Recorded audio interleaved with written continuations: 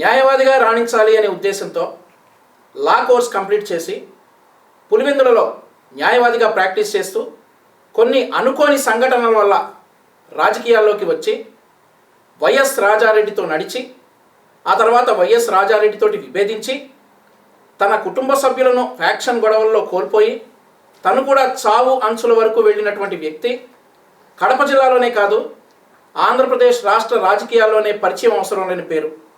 ప్రస్తుత తెలుగుదేశం పార్టీ రాష్ట్ర ఉపాధ్యక్షులు పేర్ల పార్థసారథి రెడ్డి గారు ఈరోజు మన ముందున్నారు. నమస్కారం పార్థసారథి రెడ్డి గారు. నమస్కారం. సో రాజారెడ్డి గారితో మీ ప్రయాణం ఎలా స్టార్ట్ అయింది?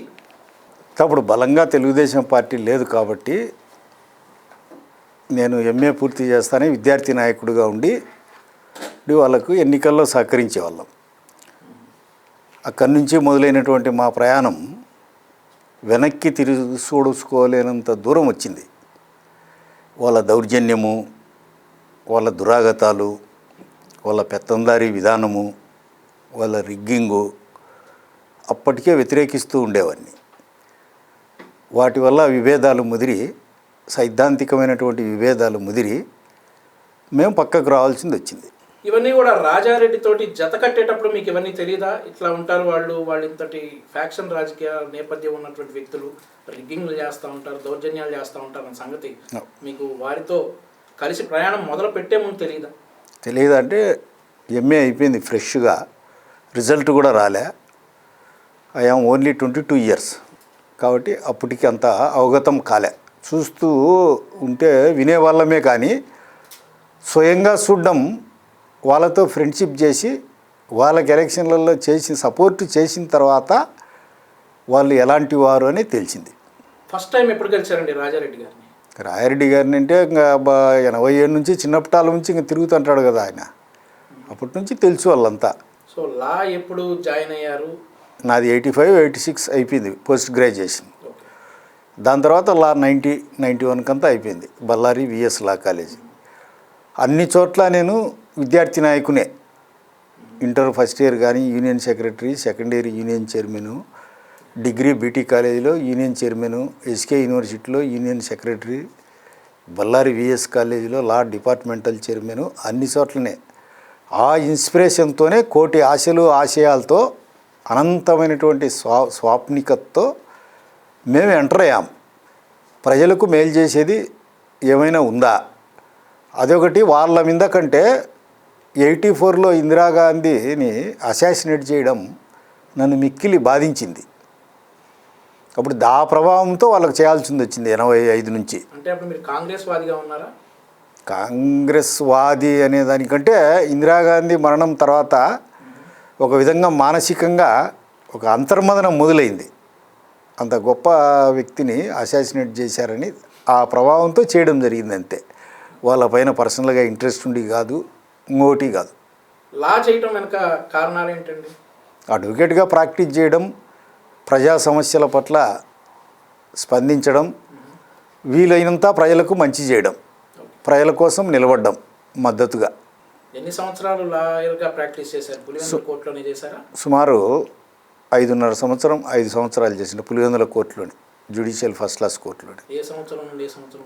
92 నుంచి 96 ఎండ్. రాజకీయాల్లోకి రావడానికి గల బలమైన కారణం వాళ్ళ దౌర్జన్యాన్ని వ్యతిరేకించడము. ఎవరి దౌర్జన్యం అంటే? రాజశేఖర రెడ్డి వాళ్ళ కుటుంబీకులది. అవును. అంతకుముందు మీరు రాజకీయాల్లో లేరా? రాజారెడ్డి గారితో నడిచినప్పుడు మీరు రాజకీయాల్లో లేరా? అంతకుముందు లేము కదా, మేము మరీ చిన్నపిల్లలం కదా అప్పటికి. అప్పుడే అక్కడి నుంచి మొదలైంది అసలు విషయం. తెలిసిపోయింది వాళ్ళు ఎలాంటి వ్యక్తులు, ఎంత 20 కూరల 60 కొమ్మల కర్కోటకులు అనేది అప్పుడు అర్థమైంది మొదటిసారిగా. వాళ్ళతో సైద్ధాంతిక పరంగా ఇవన్నీ న్యాయమేంటి కాదు అని విరోధించిన దానికే. ఏదన్నా మీకు గుర్తున్న ఒక సందర్భం, రాజారెడ్డితో మీరు తీవ్రంగా విభేదించినటువంటి ఒక సందర్భం మాకు చెప్పగలరా? ఇదే 95, 96 మేమంతా బయటికి వచ్చేసాం. వాళ్ళు ఇష్టం వచ్చినట్టు క్యాండిడేట్లను సెలెక్ట్ చేసుకుంటుంటే ఇట్ ఈజ్ టోటలీ రాంగ్. మీ సెలక్షన్ను మేము వ్యతిరేకిస్తున్నాము. 95లో మేమంతా కూడా తీసుకొని మేము తెలుగుదేశాన్ని సపోర్ట్ చేస్తాము, తెలుగుదేశం పతాకాన్ని మేము ఎగరవేస్తామని వచ్చాం, పౌరుషంగా మాట్లాడే వచ్చాం. వేముల మండలం గెలిచాం 95లో, జెడ్పీటీసీ గెలిచాం, మండలం గెలిచాం. అదే ఇన్స్పిరేషన్తో 96లో పనిచేసాం. 96లో అప్పటికే ఉండే తక్కువ ఓట్లతోనే సుమారు 39,000 చిల్లర ఓట్లు వచ్చాయి తెలుగుదేశం పార్టీకి. అంతవరకు ఎడారిలో ఓయాసిస్ మాదిరి ఉండేది. ఇంకో 1,000 కోటి పంచాయతీ బోర్డు ఎలక్షన్లు, ఇంకో మండల ఎలక్షన్లు, పార్లమెంటు, నీటి సంఘాలు, వాటర్ షెడ్ సంఘాలు, ప్రతి దాంట్లోనూ పోటీ పెడతా వచ్చాం. మళ్ళీ 98 పార్లమెంట్ ఎలక్షను, 99 ఇట్లా వరుసగా. ఆ క్రమంలో వాళ్లకు ఒకటే, ఏదైనా కానీ ఒక సంచలనాత్మకమైనటువంటి సంఘటన చేయాలా, ఎవరో ఒకరిని టెర్రరైజ్ చేయడం, మొగ్గ దశలోనే గిల్లేసినారంటే కనుక ఆ టెర్రరైజ్తో ఎలక్షన్ జరుపుకోవడం వాళ్ళ విధానం. అక్కడి నుంచి వచ్చిన మొదలైన ప్రయాణం ఇంత దూరం వచ్చింది. ఎలా జరిగింది ఇప్పుడు రాజారెడ్డి గారి హత్య ఆ నేపథ్యం ఏంటి? రాజారెడ్డి గారి హత్య నేపథ్యం గతంలో కూడా చెప్పాను నేను.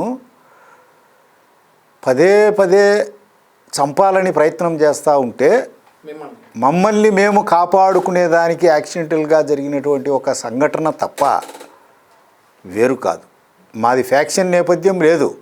ఎవరైనా రాయిని రప్పని అడిగినా పులివెందుల నియోజకవర్గంలోనే కాదు, కడపలోనే చెప్తారు. ఆ పద్ధతిలో జరిగింది అది. ఇందుకు ఎవరి ప్రమేయం కానీ, వెనక కానీ, ముందు కానీ, దీనికి పెద్ద ప్లానింగ్ కానీ, ఇంటెన్షన్ కానీ, ఇంకోటి కానీ లేదు. అంతకుముందు మీ మీద హత్యా ప్రయత్నం జరిగిందా? రాజారెడ్డి మనుషులు మిమ్మల్ని హత్య చేసే ప్రయత్నం చేశారా? 96 ఆగస్టు 1 ఐ రిసీవ్డ్ 26 ఇంజురీస్. సచ్చి బతికాను కదా, అందరూ ఆశ వదిలేసినారు. ఆ దెబ్బలన్నీ ఇవే. కేవలం తెలుగుదేశానికి సపోర్టు చేసినాను అనే ఏకైక కారణంతో ఇవి. అప్పుడే 96లో లింగాల మండలంలో 8,500 ఓట్లు వాళ్ళు ప్రిసైడింగ్ ఆఫీసర్ సంతకం లేకుండా రిగ్గింగ్ చేశారు. అప్పుడు బ్యాలెట్లు కదా. ఆ లింగాల మండలంలో కర్ణపాపల్లి అని ఓటర్ లిస్టులో 700 ఓట్లు ఉంటాయి. 701 ఓటు పోల్ చేశారు తెలుగుదేశం ఏజెంట్లను అలౌ చేయకుండా. ఆ ఓట్లు పక్కన పెట్టి ఉంటే ఓడిపోయాడు రాజశేఖర రెడ్డి. ఓహో, నేను ఓడిపోయే స్థితికి తీసుకొస్తారా అని చెప్పి నన్ను అటెంప్ట్ చేశారు. సో ఎన్ని రోజులు తర్వాత రికవర్ అయ్యారు? సుమారు చాలా ఒక 8 నెలలు పట్టింటుంది. 2-3 నెలలు హాస్పిటల్లో ఉన్నాను మెద్రాసులో. ఇంకా ఇవన్నీ సెట్ అయ్యాలకు ఒక 8 నెలలు పట్టింటుంది.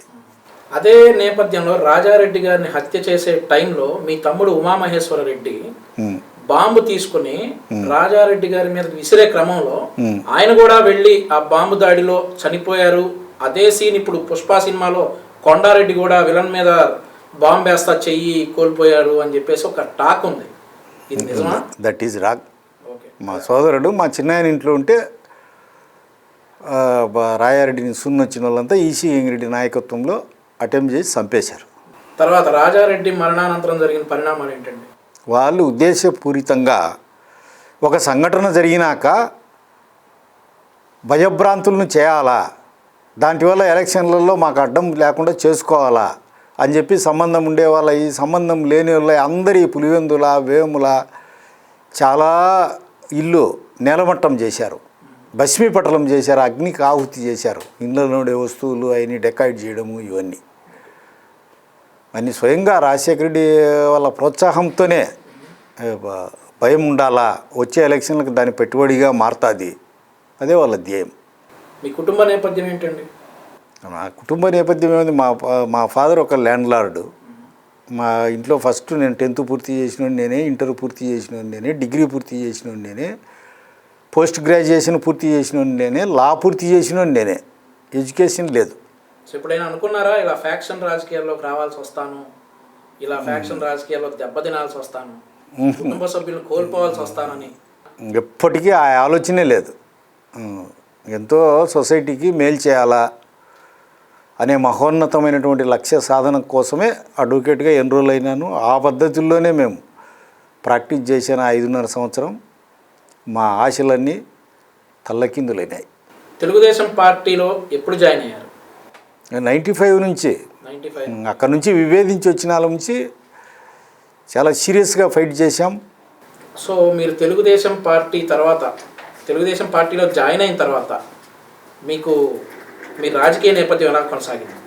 రాజకీయ నేపథ్యం ప్రతి ఎన్నికల్లో త్రికరణ శుద్ధిగా చూసినాం, చేశాం. మేము పార్టీకి వీరవిధేయులుగా ఉండి పార్టీ సిద్ధాంతాలకు అనుగుణ్యంగా పార్టీ ఏం చెప్తే అది చేశాం. 99లో తెలుగుదేశం పార్టీ గెలిచిన తర్వాత రాజశేఖర రెడ్డి గారి హవా పులివెందులలో ఇంకా కొనసాగిందా? యథాతథంగానే ఏ గవర్నమెంట్ వచ్చినా ఏమొచ్చినా యథాతథంగానే ఏదో ఒక రూపంలో కొనసాగిస్తూనే ఉన్నారు. మళ్ళీ క్రమేణా తగ్గిపోయింది. క్రమేణా 99 తర్వాత మీ హవా ఎలా ఉండేది? అంటే మీ అనుచరులు ఎలా ఉండేవాళ్ళు? వాళ్ళదే కదా దౌర్జన్యం, ఊడలు బతుకున్నారు కదా. మన వాళ్ళు ఎవరు అక్కడ తప్పు చేసేవాళ్ళు కాదు. తెలుగుదేశం వాళ్ళు తప్పు చేసేవాళ్ళు కాదు. లా అబైడింగ్ సిటిజన్స్, న్యాయం చట్టాన్ని నమ్ముకొనే చట్టపరమైన పద్ధతులకు విధేయులుగా ఉంటూనే పనిచేసుకునేవాళ్ళు.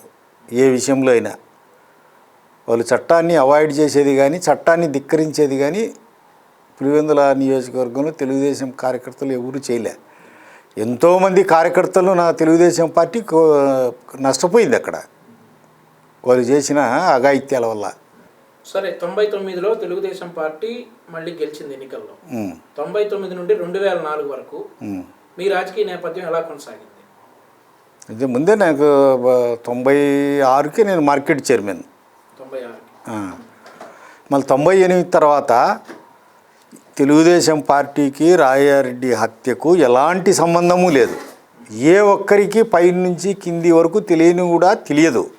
ప్రతిసారి రాజశేఖర రెడ్డి తెలుగుదేశం పార్టీ నాకేదో కిరీటం పెట్టింది అని చెప్పి ఆయన అసెంబ్లీలో మా తండ్రిని చంపిన వాళ్ళకి ఆశ్రయం ఇస్తుంది ఇది చెప్పడము, సోనియా గాంధీ దగ్గరికి పోయి ఏడ్చుకోవడము, తనకు నచ్చని వాళ్ళకందరికీ టికెట్లు రాకుండా చేయడము, పిసిసి ప్రెసిడెంట్ కావడము, ఇవన్నీ చేసుకున్నాడు. 2004లో తెలుగుదేశం పార్టీ పరాజయం పాలైంది. రాజశేఖర రెడ్డి గారు ముఖ్యమంత్రి అయ్యారు. మీరు పర్సనల్గా రాజశేఖర రెడ్డి గారు ముఖ్యమంత్రి అయిన తర్వాత ఏమన్నా ఇబ్బందులు ఫేస్ చేశారా? మిమ్మల్ని ఎలాంటి ఇబ్బందులకు గురి చేశారు? ఇబ్బందులు అంటే సెషన్స్ కోర్టులో రాయారెడ్డి కేసు, మా తమ్ముని కేసు రెండు కొట్టేసినారు. హైకోర్టు అప్పీల్లో మా తమ్ముని కేసులో ముద్దాయిలు ఈసీ రెడ్డి, వైఎస్ భాస్కర్ రెడ్డి, ఇప్పుడు ఉండే దేవిరెడ్డి శివశంకర్ రెడ్డి జైల్లో ఉండేది. ఆ కేసు మేము రెండు అప్పీల్ చేస్తామని చెప్పి అప్పీల్ చేయకుండా రాయారెడ్డి కేసులో ముద్దాయిలుగా ఉండే కేసు మాత్రమే గవర్నమెంట్ తరపున అప్పీల్ చేసి మమ్మల్ని నమ్మించి మాది అప్పీల్ చేయకుండా వదిలేశారు. మళ్ళీ నేను ప్రైవేట్ కంప్లైంట్ వేసుకొని హైకోర్టుకి వేసుకున్నాను మా తమ్ముని కేసు. అది తర్వాత మా తమ్ముని కేసు కొట్టివేయించి మా తమ్ముని కేసులో ముద్దాయిలుగా ఉండేది అక్విట్ చేసి రాయారెడ్డి కేసులో అందరికీ లైఫ్ ఇచ్చారు కదా, ఎంటైర్ మా ఫ్యామిలీకి అంతా లైఫ్ ఇప్పించాడు. ఇంకా తర్వాత 6 ఏళ్ళు మాకు పెరోలు కూడా లేదు, 12 ఏళ్ళు జైలు జీవితం గడిపి వచ్చాము. నా ఒక్కంది సెషన్స్లో పోయింది, హైకోర్టులో పోయింది, సుప్రీంకోర్టులో కూడా పోయింది. అంటే ఫ్యామిలీ అంతా రూయిన్ అయింది. జైలు జీవితం ఎవరెవరు గడిపారు మీ ఫ్యామిలీలో? మా తమ్ముళ్ళు గడిపారు కదా, మా తమ్ముళ్ళు, మా అక్క భర్త, మా చిన్నాయన కొడుకు, మా దయాది అంతా, మా దయాది ఒక ఆయన ఉన్నాడు, ఆయన అంతా మా సమీప బంధువులు చాలామంది, మొత్తం 11 మందికి లైఫ్ వచ్చింది. ఒక సందర్భంలో మీరు మాట్లాడతా ఈ వైఎస్ కుటుంబం రెడ్లు కాదు అనేసి మీరు చెప్పారు. అసలు ఏంటి దాని కథ ఏంటి? అసలు ఎందుకు? నేను గతంలో చెప్పిన దానికి 100కి 100 రూపాయలు ఈరోజు కూడా కట్టుబడి ఉన్నాను.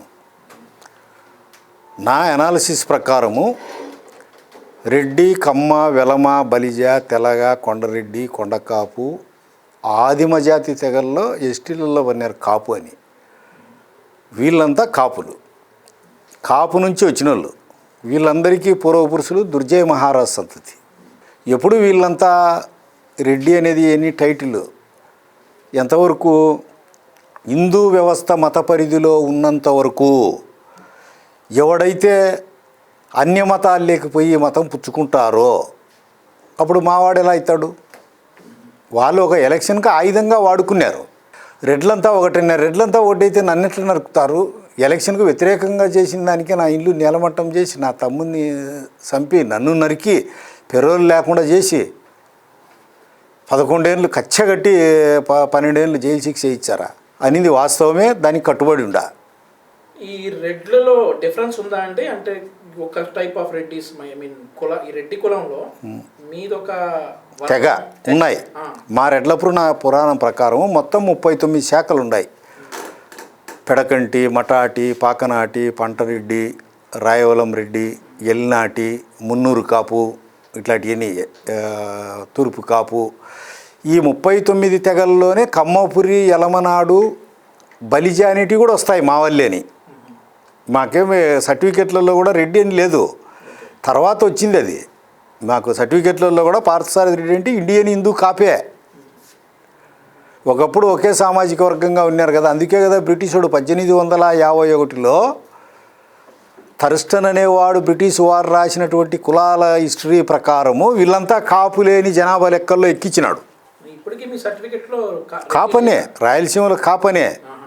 ఇప్పుడు కమ్మ, వెలమ, బలిజై, కాపు అంతా ఉంటారు కదా, జీవన విధానం ఒకే విధంగా ఉంటుంది, పెళ్ళిళ్ళు ఒకే విధంగా ఉంటాయి, అందరూ అన్నం పెడతారు, ఎవరైనా ఆశ్రయం కోరి వచ్చి ఆశ్రయం ఇచ్చి వాళ్ళకు సహాయం చేస్తారు, డబ్బు సహాయం చేస్తారు, నిలదొక్కుండేదానికి సహాయం చేస్తారు, అందరికీ సేమ్. మీరు మహాభారతాన్ని బాగా ఫాలో అవుతారని చెప్పేసి విన్నాను, అలాగే మీ పిల్లలకు కూడా మహాభారతంలో ఉన్నటువంటి పేర్లే పెట్టారని. Yes, you are correct. మా పెద్దమ్మాయి పేరు భగవద్గీత. అంటే అప్పుడు నన్ను నరికినప్పటికీ చిన్న పాప. ఇంకా భగవద్గీతలో కర్తవ్యం కదా, దేన్ని నువ్వు సీరియస్గా తీసుకోవద్దు అని చెప్పినారు కదా అని ఆ పేరు పెట్టేసిన. నా పైన సూట్ కేసు బాంబు పెట్టినప్పుడు నన్ను చంపేదానికి మధ్యల చెరువు సూరి సాయం చేసేట్టుగా జగన్కు, పరిటాల రవిని చంపేదానికి ఆయనకు సాయం చేసేట్టుగా సూట్ కేసు బాంబు పెట్టినారు రాయారెడ్డి కేసులు ట్రైల్లో, సెషన్స్లోనే. మిస్ అయింది అది. అప్పుడు మా రెండో పాప పుట్టింది. బాగా నా తమ్ముళ్ళంతా జైలుకు పోయేటప్పుడు కొడుకు పుట్టాడు పరీక్షిత్, ఆయన పేరు. రెండో పాప పేరు భగవద్దర్శిని. సార్, అయితే 2004 తర్వాత ఈ రాజశేఖర రెడ్డి గారి ప్రభుత్వంలో మీరేం ప్రలోభాలకు గురవలేదా? మళ్ళీ కాంగ్రెస్ పార్టీలోకి చేరమని కానీ మీరు ఒక బలమైన వర్గంగా పులివెందుల్లో ఉన్నారు. రాజశేఖర రెడ్డికి ఒక అపోనెంట్ అంటే మీరుగా ఉన్నారని చెప్పేసి అప్పట్లో టాక్. సో మిమ్మల్ని ప్రలోభ పెట్టి తెలుగుదేశం పార్టీ విడిచిపెట్టి మళ్ళీ కాంగ్రెస్లోకి వచ్చేసేయండి అని రాజశేఖర రెడ్డి గారి రాయబారం పంపారు. ఎవరు రాజశేఖర రెడ్డి కానీ జగన్ కానీ పొరపాటున కూడా ప్రలోభ పెట్టలేరు. వాళ్ళు పిలిచరు, మేము పోము. ఇంకెన్ని తరాలైనా ఇదే కంటిన్యూ అవుతుంది. అయితే నాకు ఏదైనా జరిగిందంటే, ప్రాణహాని నాకు కానీ నా తమ్ముళ్ళకి కానీ జరిగిందంటే జగనే కారణం.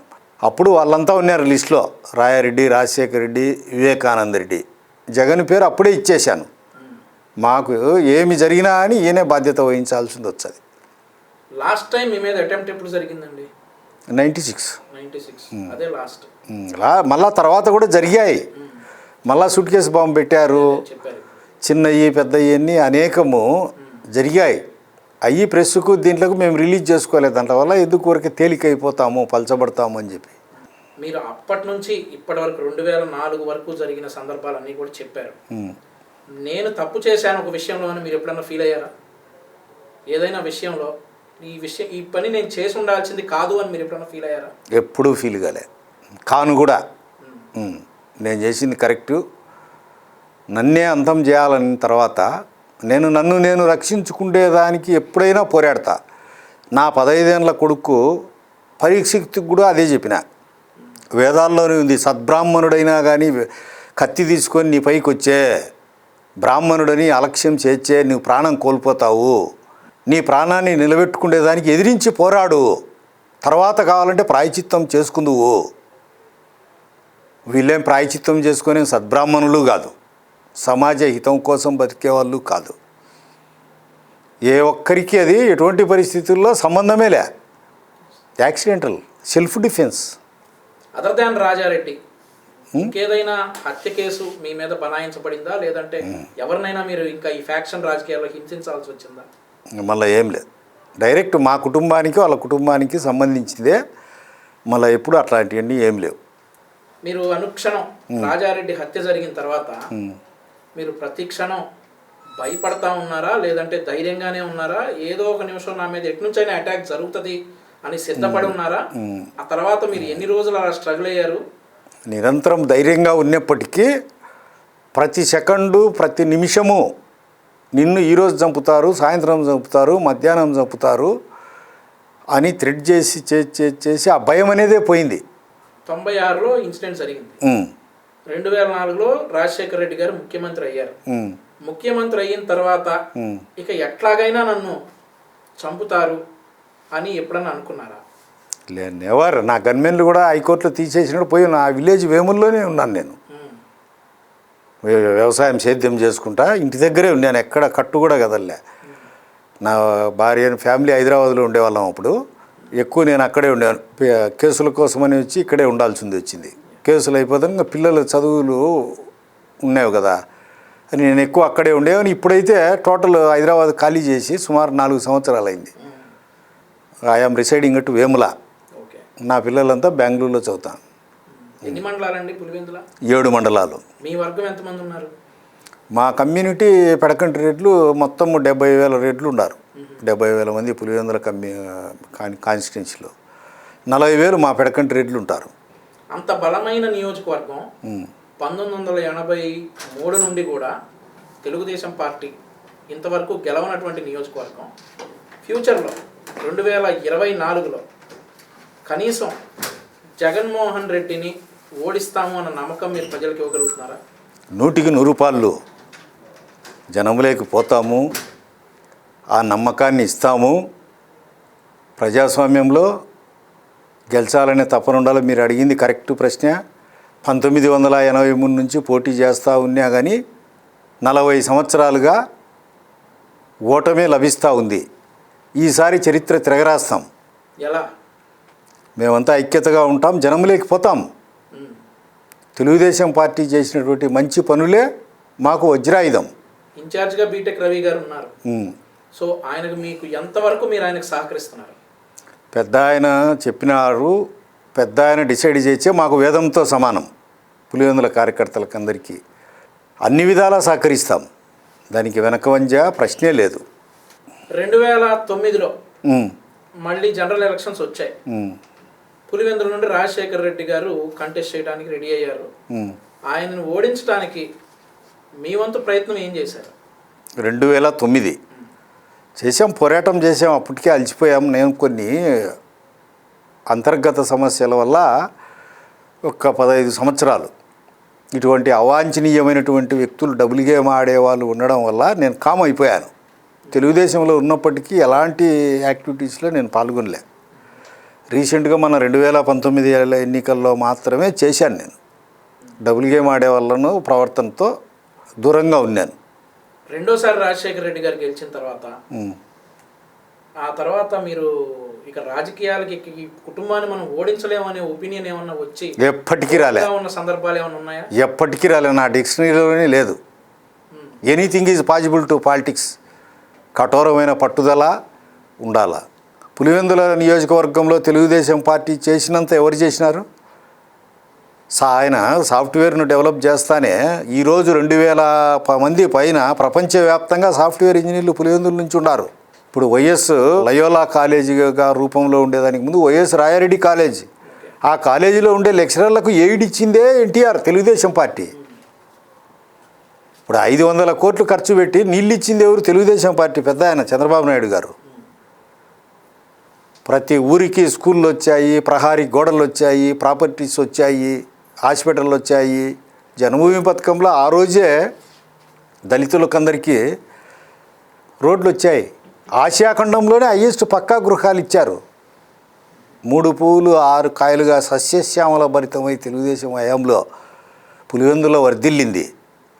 అల్లుడు కూతురు ఇంటికి వచ్చినారంటే కనుక మటన్ కూడా వాళ్ళకు చీరలు సారీలు గజ్జలు పెట్టేదానికి డబ్బులు లేవే ముక్కుబడికలు అనుకుంటుండగానే పెద్దాన్ని కొట్టిన రుణమాఫీ, క్రాప్ ఇన్సూరెన్సు ఇలాంటివన్నీ పటపటపడి ఆనందోత్సాహాలతో ఆ రోజులు ఇప్పుడు గుర్తు చేసుకుంటున్నారు ప్రజానీకం.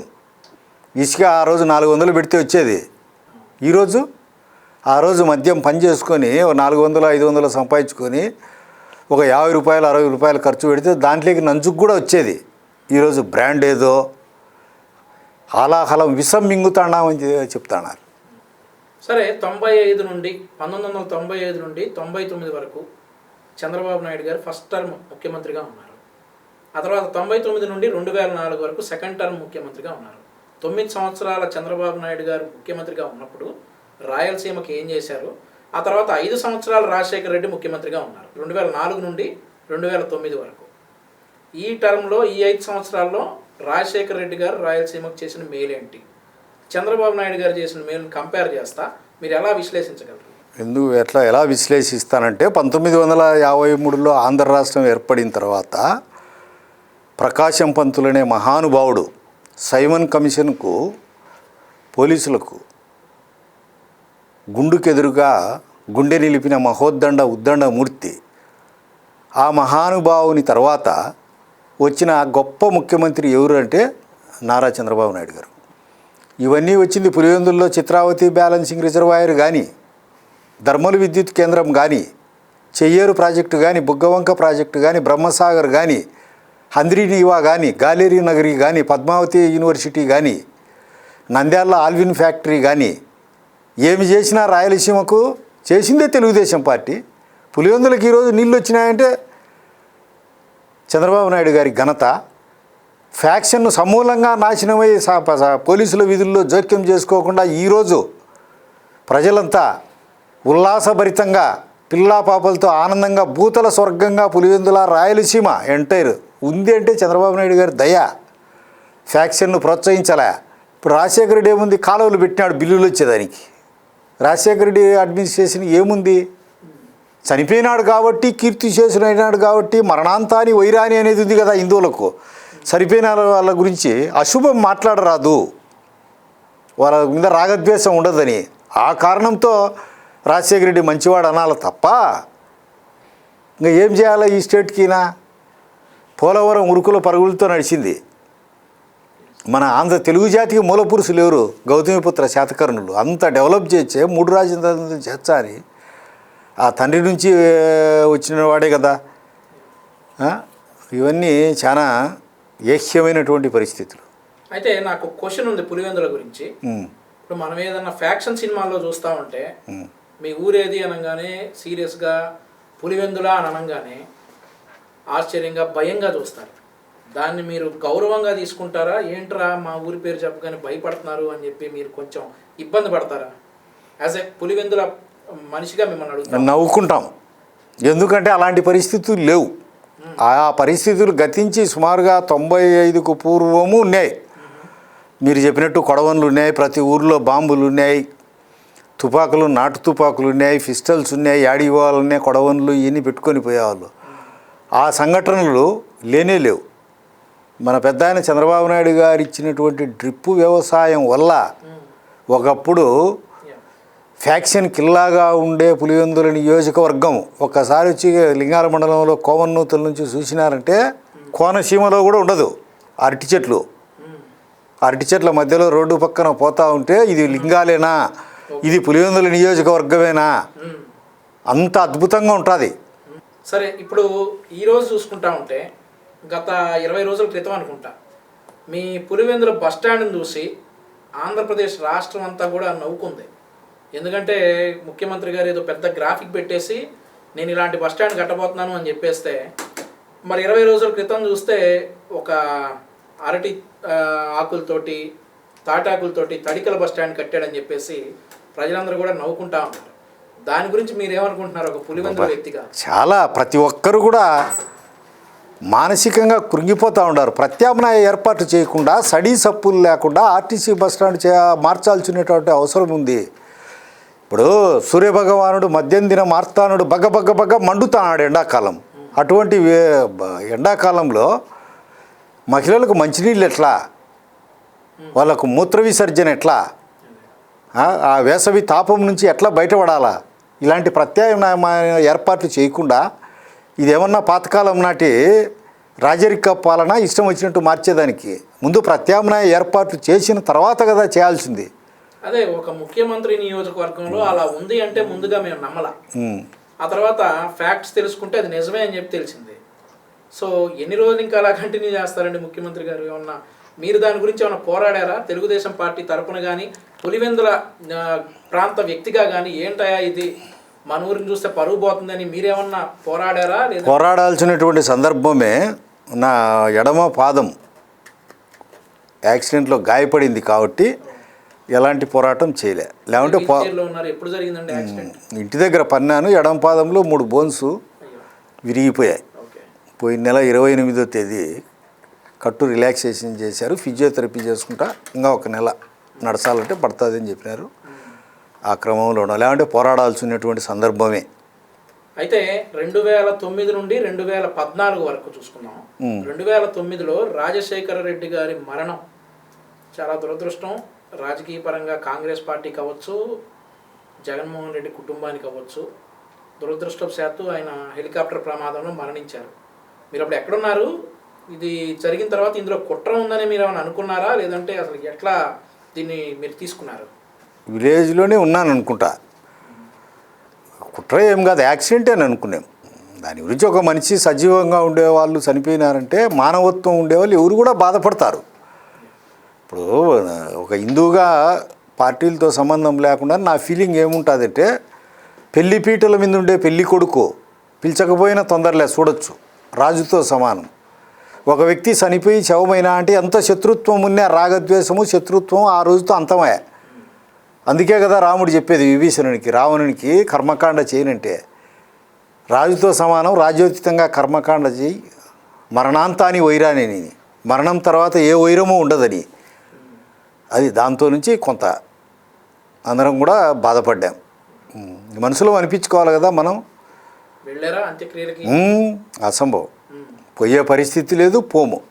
మీరు ఇప్పుడే కదా చెప్పారు, మరి పోయిన తర్వాత రాగద్వేషాలకి పగలు అన్నీ ఆపుకోవాలి, బాధపడాలి అన్నారు, బాధపడ్డానన్నారు. అది మనసులో అనుకుంటాం, పోయే ప్రసక్తి ఉండదు. దానికే ఉంది, ఒక మనిషిగా మానవత్వం ఉండేట్టుగా ఎవరు చనిపోయినా అనుకుంటాం. అదే ఒక సామాన్యుడు చనిపోయినా అని మానవ ధర్మం అది, అంతవరకే. పోయేది లేదు, వచ్చేది లేదు, ఆ ప్రసక్తే ఉండదు. సరే, రాజశేఖర రెడ్డి గారు చనిపోయిన తర్వాత తండ్రి శవాన్ని పక్కన పెట్టుకొని జగన్మోహన్ రెడ్డి సంతకాలు సేకరించారు అని చెప్పేసి ఒక మాట నడుస్తూ ఉంటుంది. అది మీరు ఎలా చెప్తారు? మీకు నిజమే అనిపిస్తుందా? అది చూసారా? సూర్యుడు తూర్పున ఉదయించడము ఎంత నిజమో అది అంతే నిజం. ఆంధ్ర రాష్ట్ర ఆ రోజు ఉమ్మడి ఆంధ్ర రాష్ట్ర ప్రజానీకం అంతా దిగ్భ్రాంతికి లోనైనారు, అవాక్కైనారు. తండ్రి మరణంలో కూడా నేను సీఎం కావాలని సంతకాలు సేకరిస్తున్నాడు, ఇటువంటి సంఘటన చూడగలమా? యావత్తు ఆంధ్రజాతే కాదు, భారతదేశంలో ఏ ఒక్కరు కూడా హర్షించరు. తండ్రి శవాన్ని పెట్టుకొని కనిపించలే, ఏ ముక్క ఎక్కడుందో, ఉండాడో లేదో తెలియదు. అటువంటి విపత్కర పరిస్థితుల్లో, దుఃఖసాగరంలో మునగాల్సినటువంటి పరిస్థితుల్లో, శోకసంద్రంలో ఉండాల్సినటువంటి పరిస్థితుల్లో ఈయన వాళ్ళను ఓదారుస్తా నేను సీఎం అయ్యేదానికి సంతకాలు పెట్టానని ఫోర్స్ చేసి పెట్టించుకుంటా ఉంటే. 2004లో కడప ఎంపీగా వివేకానంద రెడ్డి గారు ఉన్నారు. అయితే మొన్న మధ్య హర్షకుమార్ గారు మన అమలాపురం ఎంపీ గారు చెప్పినట్లుగా కడప ఎంపీగా వివేకానంద రెడ్డి గారు ఉన్నప్పుడు ఆయన రిజైన్ చేయడానికి రెడీ అయ్యారు. ఎందుకంటే అది మా నాన్న సీటు, నాకు కావాలి, నువ్వు రిజైన్ చేయని జగన్మోహన్ రెడ్డి గారు వివేకానంద రెడ్డి గారిని ప్రెజర్ చేశారు. ఆ ప్రెజర్ తట్టుకోలేక రిజైన్ చేయడానికి వెళ్తూ ఉంటే సోనియా గాంధీ గారు ఆపారు. ఆపి రాజశేఖర రెడ్డి ద్వారా జగన్మోహన్ రెడ్డిని కంట్రోల్ చేయడానికి ట్రై చేశారు అని ఒక మాట బయటకు వచ్చింది. అందరికీ తెలుసు, అది తెలిసిందే, ఓపెన్ సీక్రెట్. అక్కడ ఏం రహస్యాలంటూ ఏమీ లేవు. ఆయన బలవంతం చేసి సోనియా గాంధీ జోక్యం చేసుకొని నో అని అంటే నిలబడిపోయినాడు ఎంపీగా. లేకుంటే రిజైన్ ఇవ్వాల్సి ఉన్నాడే కదా, ఆయన ఎంపీ కావాలని ఆయన ప్లేస్లో. అది అందరికీ తెలుసు. అయితే 2009లో జగన్మోహన్ రెడ్డి గారు కడప నుండి ఎంపీగా పోటీ చేశారు. మీరు ఆయన తాతయ్య తోటి సమ ఉజ్జీలు.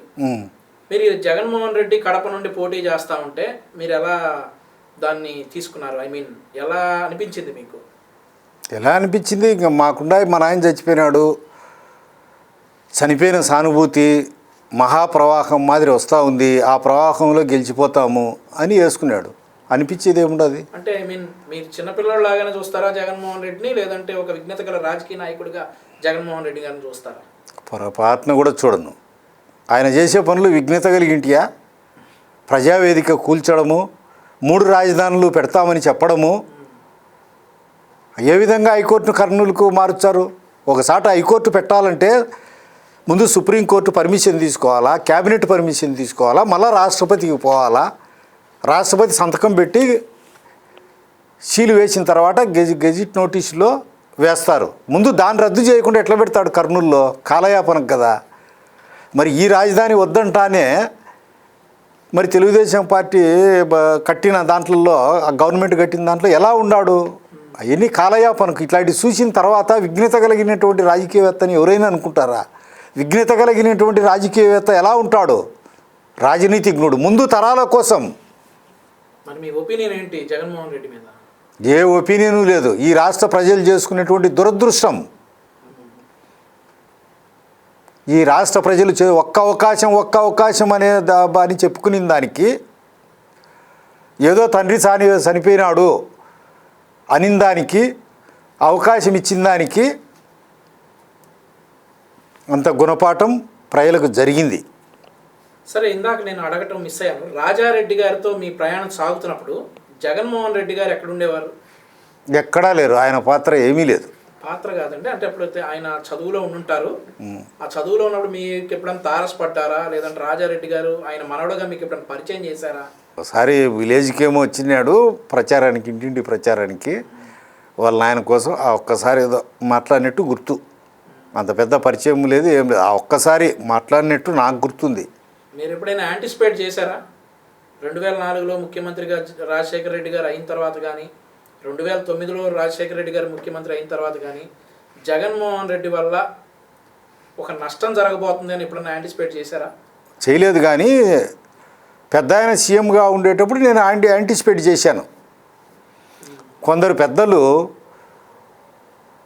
ఉద్దేశపూరితంగానే అసత్యాలు ప్రచారం చేయడము, అమరావతిలో గ్రాఫిక్స్ ఉన్నాయి, ఇవన్నీ చేయడము అప్పుడు చేశాను. ఇతను ఎంతో స్టేట్కు డ్యామేజ్ చేస్తాడు. అయితే రాజశేఖర రెడ్డి గారి మరణానంతరం జగన్మోహన్ రెడ్డి గారు ఆల్మోస్ట్ ఆపోజిట్ టు కాంగ్రెస్కి వ్యతిరేకంగా వెళ్ళి జైలుకి వెళ్ళటం అట్లాంటివి కూడా జరిగాయి. దాన్ని బట్టి జైలుకి వెళ్ళిన తర్వాత పులివెందుల్లో అతని అనుచరులు ఎలా ఉన్నారు? మీ మద్దతు ఏమన్నా అడిగారా? అడగలేదు. జగన్మోహన్ రెడ్డి గారు జైలుకి వెళ్ళిన తర్వాత పులివెందుల్లో ఉన్న పరిస్థితులు ఏంటి? ఎలాంటి పరిస్థితులు లేవు. ఇప్పుడు భారత సంగ్రామంలో బ్రిటిష్ వాళ్ళతో పోరాడి చేసిన వాళ్ళకు ఉంటుంది సింపతి. ఆయన సొంత ఆదాయానికి పోయినాడు, ఆయన చేసుకునే మూమెంటే ఎందుకుంటుంది సింపతి? ఏ ప్రజల కోసం పనిచేసినాడు ఆయన డబ్బులు సంపాదించుకుంటే వైట్ కాలర్ నెలర్లో ఇరుక్కున్నాడు, జైలుకు పోయినాడు. ఎందుకు సింపతి ఎందుకు ఉండాలా? ఇప్పుడు ఈ 1,00,000 కోట్లు దోచుకున్నాడు జగన్మోహన్ రెడ్డి అనేది అందరి వాదన. ఈ 1,00,000 కోట్ల రూపాయలు దోచుకునే క్రమంలో ఈయన పులివెందుల్ని ఏదన్నా తన సొంత డబ్బుతో ఏదన్నా ప్రజలకు పనికొచ్చే పని పులివెందుల ప్రాంత వాసిగా మీకు అనిపించింది ఏదన్నా ఉందా? సొంత డబ్బుతో ఓ 10 పైసలు ఖర్చు పెట్టి చాక్లెట్ కూడా తినిపిలే నాకు తెలిసి, సొంత డబ్బు అంటూ పెట్టి. జగన్మోహన్ రెడ్డి గారు జైలుకి వెళ్ళిన తర్వాత పులివెందుల్లో రాజకీయాలు ఎవరు లీడ్ చేశారు అతని తరపున? వాళ్ళ మదర్ ఇంకా ఏడ్చుకుంటా తిరగడమే. జైలుకి పోయిన తర్వాత వాళ్ళ మదరు, వాళ్ళ చెల్లెలు, ఇల్లంతా ఏడ్చుకుంటా మా భర్త చనిపోయినాడు, రిలయన్స్ వాళ్ళు చంపినారు, వాళ్ళు చంపినారు, వీళ్ళు చంపినారని కన్నీటి ప్రవాహమే. శవాన్ని కూడా వాళ్ళ నాయన మరణాన్ని కూడా సానుభూతిగా మార్చుకొని ఇంకా తిరుగుతుండడంతో ప్రజలు కనికరించినారు. ఓకే. అయితే 2009-14 మధ్యలో వైఎస్ వివేకానంద రెడ్డి గారు కూడా ఈ జగన్మోహన్ రెడ్డితో విభేదించి కాంగ్రెస్లో కొనసాగారు. దాన్ని మీరు ఎలా తీసుకున్నారు? అంటే as a Telugu Desam party leader మీరు ఏదైనా కాంగ్రెస్తో కొనసాగుతున్న వివేకానంద రెడ్డికి మీరు సపోర్ట్ చేయడం జరిగిందా? పొరపాటున కూడా చేయలేదు. నాటకం. కొడుకు ఇబ్బంది రాకూడదని ఇట్లొచ్చి నిలవన్నాడు. అంతా నాటకమే. వాళ్ళ జీవితం అంతా డబుల్ గేమే, సింగిల్ గేమ్ ఎప్పుడూ లేదు. వాళ్ళ నాయన, వాళ్ళ అబ్బా మళ్ళీ ఎట్లా గెలుచుకుంటారు? వివేకానంద రెడ్డి అప్పుడు కాంగ్రెస్లో కొనసాగడం నాటకమే అంటారా? నాటకం 100% నాటకం. అయితే 2004 నుండి 2014 వరకు అధికారం కోల్పోయి ప్రతిపక్షంలో ఉన్నాం. 2014లో అధికారంలోకి వచ్చాం. అధికారంలోకి వచ్చిన తర్వాత మీరు ఏదైనా ఒక చంద్రబాబు నాయుడు గారిని కలిసిన సందర్భంలో ఏం డిస్కస్ చేశారు? ఈ జగన్మోహన్ రెడ్డి రాజకీయాల గురించి కలవలేదా? నాకు పార్టీతో ఆ 15 సంవత్సరాలు సంబంధమే లేదు. 15 సంవత్సరాలు మీరు సైలెంట్గా ఉన్నాను. కారణం కొంత డబ్బులుగా వాడడము, ఇట్లాంటివన్నీ లోకల్ పరిస్థితులు బట్టి సైలెంట్ అయిపోయాను. అయితే సైలెంట్ అయినప్పటికీ కూడా మీరు ప్రత్యక్ష రాజకీయాలను పరిశీలిస్తూనే ఉండుంటారు సామాజిక మాధ్యమాల్లో, టీవీల్లో. జగన్మోహన్ రెడ్డి ప్రతిపక్ష పాత్ర కరెక్ట్గా పోషించాడు, జగన్మోహన్ రెడ్డి ప్రతిపక్ష నాయకుడిగా షైన్ అవుతున్నాడు అని మీకేమైనా అనిపించిందా? లేదంటే ఇంత దౌర్భాగ్యపు ప్రతిపక్షం అని మీరేమైనా అనుకున్నారా?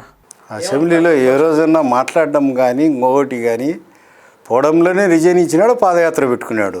ఆయన అపోజిషన్ లీడర్గా ఏడ బిహేవ్ చేసినాడు, నిర్మాణాత్మకమైనటువంటి అపోజిషన్గా ఏ పొద్దు ప్రభుత్వానికి నిర్మాణాత్మకమైనటువంటి సలహాలు ఇచ్చినాడు. ప్రభుత్వం ఏంటి అయినా పొరపాటు చేస్తూ ఉంటే ఏ పొద్దు అసెంబ్లీలో మాట్లాడినాడు. అయితే 2014 తర్వాత జగన్మోహన్ రెడ్డి ప్రతిపక్ష నాయకుడిగా ఉండి పాదయాత్ర ప్రారంభించారు. ఆ పాదయాత్ర గురించి మీరు ఏమనుకున్నారు? ఈ పాదయాత్ర వల్ల ఉపయోగం ఉంటుంది అని అనుకున్నారా? అసలు ఏమనుకున్నారు పాదయాత్ర గురించి? ఒట్టి అబద్ధాలు, ఒక్కటి కూడా ఇవన్నీ నెరవేర్చేది కాదు. 100కి 100 అబద్ధాలు. ప్రజలకు తర్వాత తెలుస్తుందిలే ఈయనంటే ఏమనేది, నిజస్వరూపం బయటపడుతుందిలే అని అనుకున్నాను. ఈ జగన్మోహన్ రెడ్డి గారు జైలుకి వెళ్ళడానికి ప్రధాన కారణం విజయసాయి రెడ్డి. విజయసాయి రెడ్డి వల్ల జగన్మోహన్ రెడ్డికి లాభం జరిగిందా, నష్టం జరిగిందా? లాభము నష్టము లెక్కలు రాస్తాడు కదా ఆయన, లెక్కలు రాసేవాడు కదా. లాభము నష్టం రెండు ఉంటాయి, లేకపోతే రాజ్యసభ ఎట్లు ఇస్తాడు? ఏటూ ముద్దాయి కదా. లాభం ఎక్కువ జరిగిందా, నష్టం ఎక్కువ జరిగిందా? లాభానికి లాభము జరిగింటుంది. ఒక తప్పు చేసినప్పుడు దాంట్లోనే ఉంటుంది కదా, దానికోసమే కదా ఆయనకి ఇచ్చింది. సహచరుడు కాబట్టి ఇచ్చాడని అంటారు. ఓకే. అయితే 2014లో చంద్రబాబు నాయుడు గారు ముఖ్యమంత్రి అయ్యారు. ఇతను 2014లో ప్రతిపక్ష నాయకుడిగా ఉన్నాడు. చంద్రబాబు నాయుడు గారు 2014 నుండి 2019 వరకు పులివెందుల ప్రాంతానికి, రాయలసీమ ప్రాంతానికి చేసిన మంచి ఏంటి? కట్టిన తర్వాతనే కదా రాయలసీమ నీళ్ళమకం చూసింది. ఆ ప్రవాహాలు చూసి తండోపతండాలుగా జనము తీర్థస్థలానికి పోయినట్టు పోయి టెంకాయలు కొట్టి ఆ నీళ్లను పూజించి రాయలసీమ అంతటా చూసినారు కదా, కళ్ళతో చూసినారు కదా. పులివెందుల్లో చీని చెట్లు, సన్నిమ్మ చెట్లు, అరటి చెట్లు ఇవన్నీ బతికినాయంటే చంద్రబాబు నాయుడు గారి దయార్థత, కరుణ. 500 కోట్లు ఇచ్చినారు కదా ఆయన. కాలువలు కొంచెం వదిలేసినాడు. అవన్నీ పూర్తి చేయించి తన మేధస్సుతో నీళ్ళన్నీ వదిలింది ఈ చంద్రబాబు నాయుడు గారే కదా. అయితే ఫ్యాక్షన్ను చంద్రబాబు నాయుడు గారు పూర్తిగా అరికట్టారా? 2014 నుండి 2019 వరకు ఎగ్జాంపుల్స్ ఏంటండి దానికి? అనేకమైన. ఇప్పుడు ఉమేష్ చంద్ర అట్లా పోలీస్ ఆఫీసర్లు వేయించడము, కూకటి వేళ్లతో సహా ఫ్యాక్షన్ అనేది లేదు రాయలసీమలో. అంటే ఈరోజు భార్యాబిడ్డలతో సలక్షణంగా జీవిస్తున్నారంటే ప్రజానీకం చంద్రబాబు నాయుడు గారి దయ. ఏ మనిషి ప్రాణం ఉండే మనిషినే కాదు, రాయిని రప్పని అడిగినా ఆ మాట చెప్తారు. 2 ఫ్యాక్షన్ కుటుంబాలని, ఒక కుటుంబం అంటే ఒక కుటుంబానికి పడదు, అట్లాంటి కుటుంబాలని చంద్రబాబు నాయుడు గారు కలిపారు కదా. దాన్ని బట్టి అలా చంద్రబాబు నాయుడు గారు ఫ్యాక్షన్ని కంట్రోల్ చేశారంటారా? లేదంటే ఇంకేదైనా ఫార్ములా అమలు చేశారా రాయలసీమలో? ఈయన ఆయుధం పట్టని శాంతియోధుడు, దానికి సందేహంలే. మాకు యాక్సిడెంటల్గా జరిగిన దాంట్లోకే మమ్మల్ని ఎంతో దూరం పెట్టినాడు. రాజశేఖర రెడ్డి పదే అనడము, ఆ విషయము ఈ ఉభయ రాష్ట్రాలే కాదు ఎంటైర్ ఇండియాలోనే ఒప్పుకుంటారు ఆయన శాంతియోధుడు, వైలెంట్కు దూరంగా ఉంటాడు, ఎప్పుడూ డెమోక్రటిక్ వేలోనే ముందుకు పోతాడు అని. ఉన్నేనా అని బూతుమాటలు కానీ, వ్యక్తిగతంగా విమర్శించడం కానీ ఉంటాడా? ఆయనది లోకోత్తరమైనటువంటి వ్యక్తిత్వం, మహోన్నతమైనటువంటి ఆదర్శం, లోతైన అధ్యయనం, పదునైన ఆచరణ ప్రజల కోసం. అందుకే కదా 40 సంవత్సరాలుగా రాజకీయాల్లో స్టిల్ కొన్నిసార్లు గెలిచవచ్చు, కొన్నిసార్లు ఓడచ్చు. ప్రజల్లో ఆయనంటే అంత పేరు ప్రఖ్యాతులు ఉన్నాయి, సజీవంగా ఉన్నాయి. ఇన్ని సంవత్సరాలు ఎవరైనా తట్టుకోగలరా? ప్రజల పట్ల ఆయనకున్నటువంటి అకుంఠితమైనటువంటి దీక్షే దానికి కారణం. వైఎస్ వివేకానందరెడ్డి గారితో మీ పరిచయాలు ఏమైనా ఉన్నాయా? పరిచయాలు ఉన్నాయి కానీ మళ్ళీ ఎప్పుడూ లేవు 96 తర్వాత. 96 ముందు ఎలా ఉండేవారండి మీరిద్దరు? ఇప్పుడు కలిసి ఉండేవాళ్ళమే, కలిసి అంటే ఏదైనా సందర్భం వచ్చినప్పుడు కలిసేవాళ్ళమే, ప్రత్యేకించి ఇది అంటూ ఏమీ లేదు. అంత పెద్ద సాన్నిహిత్యం కూడా లేదు. ఇదే ఎలక్షన్లు వచ్చేప్పుడు చేసేవాళ్ళము, ఈ వైపు నుంచి ఎవరు పెద్దగా ఉండేవాళ్ళు కాదు. 85 తర్వాతనే, ఇందిరాగాంధీ మరణం తర్వాతనే మా హృదయం కలుక్కు అన్నది. ఒక లేడీ అనకుండా సొంత అంగరక్షకులే చంపేయడం, అందుకు చేయాల్సింది వచ్చింది అంతే. సో ఇప్పుడు ఈ ప్రతిపక్ష నేతగా ఉన్నప్పుడు జగన్మోహన్ రెడ్డి పలు రకమైన ఆరోపణలు చంద్రబాబు నాయుడు గారి మీద మోపడం జరిగింది. ఉదాహరణకు చూసుకుంటే పింక్ డైమండ్, మీరు ఒక రాయలసీమ వ్యక్తి, చిత్తూరు జిల్లాకి దగ్గరగా ఉన్నటువంటి వ్యక్తి మీరు. తిరుమల తిరుపతి వెంకటేశ్వర స్వామి దగ్గర నుండి మొదలుకొని ప్రతి ఒక్కటి జగన్మోహన్ రెడ్డి గారు రాజకీయం చేశారనేది తెలుగుదేశం పార్టీ ఆరోపణ. పింక్ డైమండ్ చంద్రబాబు నాయుడు గారి ఇంట్లో ఉంది అని జగన్మోహన్ రెడ్డి గారు ఆరోపించారు. ఆ ఆరోపణలను పులివెందుల ప్రాంత వాసిగా మీరు ఖండించారా? మీ ఏరియాలో మీరు దాన్ని అబద్ధం అని దాన్ని తీసుకెళ్ళడానికి మీరు ఏం ప్రయత్నాలు చేశారు? ఇతను చేసిన ప్రతి ఆరోపణ అబద్ధం అనేది మీరు అప్పట్లో ప్రజల్లోకి తీసుకెళ్ళగలిగారు? నాకే కాదు, ప్రతి ఒక్కరికి తెలుసు అబద్ధం అని. ఉన్నారంటే కనుక ఈ దేశంలో పివి నరసింహరావు కోట్ల చుట్లు తిరిగినాడు, బోఫోర్సులు ఇరుక్కొని రాజీవ్ గాంధీ లబలబల అన్నాడు, లల్లు ప్రసాద్ యాదవ్ మధు కూడా వీళ్ళు కనపరాకుండానే జైలుకు పోయినారు, జయలలిత జైలుకు పోయి వచ్చింది, జగన్ పోయినాడు. మరి వాళ్ళ నాయన కాలం నుంచి కేసులు పెడతానే ఉన్నారు, ప్రూవ్ చేయమను, ఎవిడెన్స్ ఉంటే ప్రూవ్ చేయమను. ఈ రోజుల్లో మీడియా ఇంత కొండ మాదిరి, హిమాలయ పర్వతం మాదిరి ఇంత బలంగా ఉండేటప్పుడు ఎవరైనా నేరం చేసి తప్పించుకోగలరా? Totally this is false allegation. అయితే ఈ క్రమంలోనే మనం 2019 మార్చి 15వ తారీఖుకి వద్దాం. రాష్ట్ర రాజకీయాలనే కాకుండా దేశ రాజకీయాలలోనే కుదిపేసినటువంటి సంఘటన, ఒక ప్రతిపక్ష నాయకుని బాబాయ్ వైఎస్ వివేకానందరెడ్డి దారుణంగా హత్యకు గురయ్యాడు. ఆ సందర్భంలో మీరు ఎక్కడున్నారు? మీరు ఫస్ట్ యాంటిసిపేట్ చేసింది ఏంటి? ఈ హత్య వెనక ఎవరుంటారని చెప్పి మీరు ఫస్ట్ అనుకున్నారు? జగనే ఉంటాడు. చిన్న పిల్లాడికి పాలు దాగే పిల్లవానికి కూడా పాలదంతాలు ఓడనటువంటి పిల్లవానికి కూడా. ఎక్కడున్నారు ఆ రోజు మీరు? మార్చి 15వ తారీఖు ఊరిలోనే ఉన్నాను, వేముల్లోనే ఉన్నాను. ఎన్ని గంటలకు తెలిసింది మీకు ఇన్సిడెంట్? ఉదయమే గుండెపోటు అన్నారు, తర్వాత ఏదో అనుమానం అన్నారు, అన్నీ వాళ్ళే చెప్పినారు. గుండెపోటు అన్నారు, ఏదో దెబ్బలు ఉన్నాయి, బాత్రూంలో పన్నాడు అన్నారు, రక్తం తుడిచినారన్నారు, లైవ్ మాదిరి తెలిసిపోతున్నాయి. ఓకే, గుండెపోటు అని అన్నప్పుడు నమ్మారా మీరు? నేను అస్సలు నమ్మలే. క్రూరకృత్యానికి అలవాటు పడినటువంటి వ్యక్తి, సింపతి రావాలా, ఎలక్షన్ గెలవాలా, ఈ రాష్ట్రానికి ముఖ్యమంత్రి కావాలనే ఏకైక లక్ష్యంతో సొంతం చిన్నాయన్నే చంపినారని అవతల మీద నెపం మోరితే సానుభూతి వస్తుంది, వెల్లువలో వస్తుంది, దాంట్లో ఆ వెల్లువలో బయటపడతాను అనే ఉద్దేశంతో జగన్మోహన్ రెడ్డి చేశాడు. లేకుంటే ఆయనే సిబిఐ ఎంక్వైరీ ఏమన్నాడు కదా, మళ్ళీ ఆయనే వద్దన్నాడు కదా. వాళ్ళ చెల్లెలే, వాళ్ళ చిన్నాయన కూతురే నాకు లైఫ్ సెక్యూరిటీ ఉంది అని పిటిషన్ పెట్టుకునేది కదా, హైకోర్టుకి వేసుకునేది కదా, నాకు సెక్యూరిటీ కావాలా, my life is dangerous zone అని. ఇంకంతకంటే ఎవిడెన్స్ ఏముండదు. ఆ తర్వాత అతను కోర్టు ఈ విషయాన్ని, ఎన్నికలు అయిపోయే వరకు కూడా ఈ విషయాన్ని, వివేకానందరెడ్డి గారి హత్యని సప్రెస్ చేయాలి అని చెప్పేసి ఇతను కోర్టు ద్వారా ఒక ఆర్డినెన్స్ తెచ్చుకున్నారు, ఒక ఆర్డర్ తెచ్చుకున్నారు. దాన్ని మీరు ఎలా భావిస్తారు? అంతా నాటకము, కర్త కర్మ క్రియ అన్నీ జగన్మోహన్ రెడ్డి అయిన, మిగతా అన్ని పాత్రలు. అయితే 2019లో మళ్ళీ ఇతను ముఖ్యమంత్రి అయ్యాడు, జగన్మోహన్ రెడ్డి గారు ముఖ్యమంత్రి అయ్యారు ఫర్ ది ఫస్ట్ టైం. ఆ రోజు ఎన్నికలు మే 23వ తారీఖు కౌంటింగ్ జరిగింది. కౌంటింగ్ జరిగిన రోజు ఇతను ముఖ్యమంత్రి అవుతాడని మీరు అనుకున్నారా? ఎలా అనుకున్నానంటే ఐవైఆర్ కృష్ణారావు, ఆయన అజయ్ కళ్ళాము ఇలాంటి వాళ్ళు తదేక దీక్షతో ఒక ఉద్యమం మాదిరి అబద్ధాలు ప్రచారం చేయబట్టినారు. ఇదంతా అమరావతి గ్రాఫిక్స్ అనేది, దానివల్ల నేను ఊహించాను. కులతత్వాన్ని ప్రోత్సహించడము, మతత్వాన్ని ప్రోత్సహించడము, ఎన్ని అవాంఛనీయమైనటువంటి సంఘటనలు ఉన్నాయో అన్నింటినీ ఉపయోగించడము అదేదో బ్యాడ్ సిగ్నల్గా నాకు అనిపించింది. ఇతను పాదయాత్రలో వాళ్ళ తండ్రి మరణానికి రిలయన్స్ వల్ల సంబంధం ఉంది ఇవన్నీ చెప్పుకోవడము, వాళ్ళమ్మ ధారాళంగా ఏడ్చడము, శోక సముద్రంలో మునిగిపోవడము, ఇవన్నీ ప్రజల్లో ఒక విధమైన విచక్షణ శక్తిని కోల్పోయారు, ఒక ప్రవాహంలో కొట్టుకొని పోయినారు. అయితే ఇంత భారీ మ్యాండేట్ జగన్మోహన్ రెడ్డికి ఇస్తారని చెప్పి మీరు అనుకున్నారా?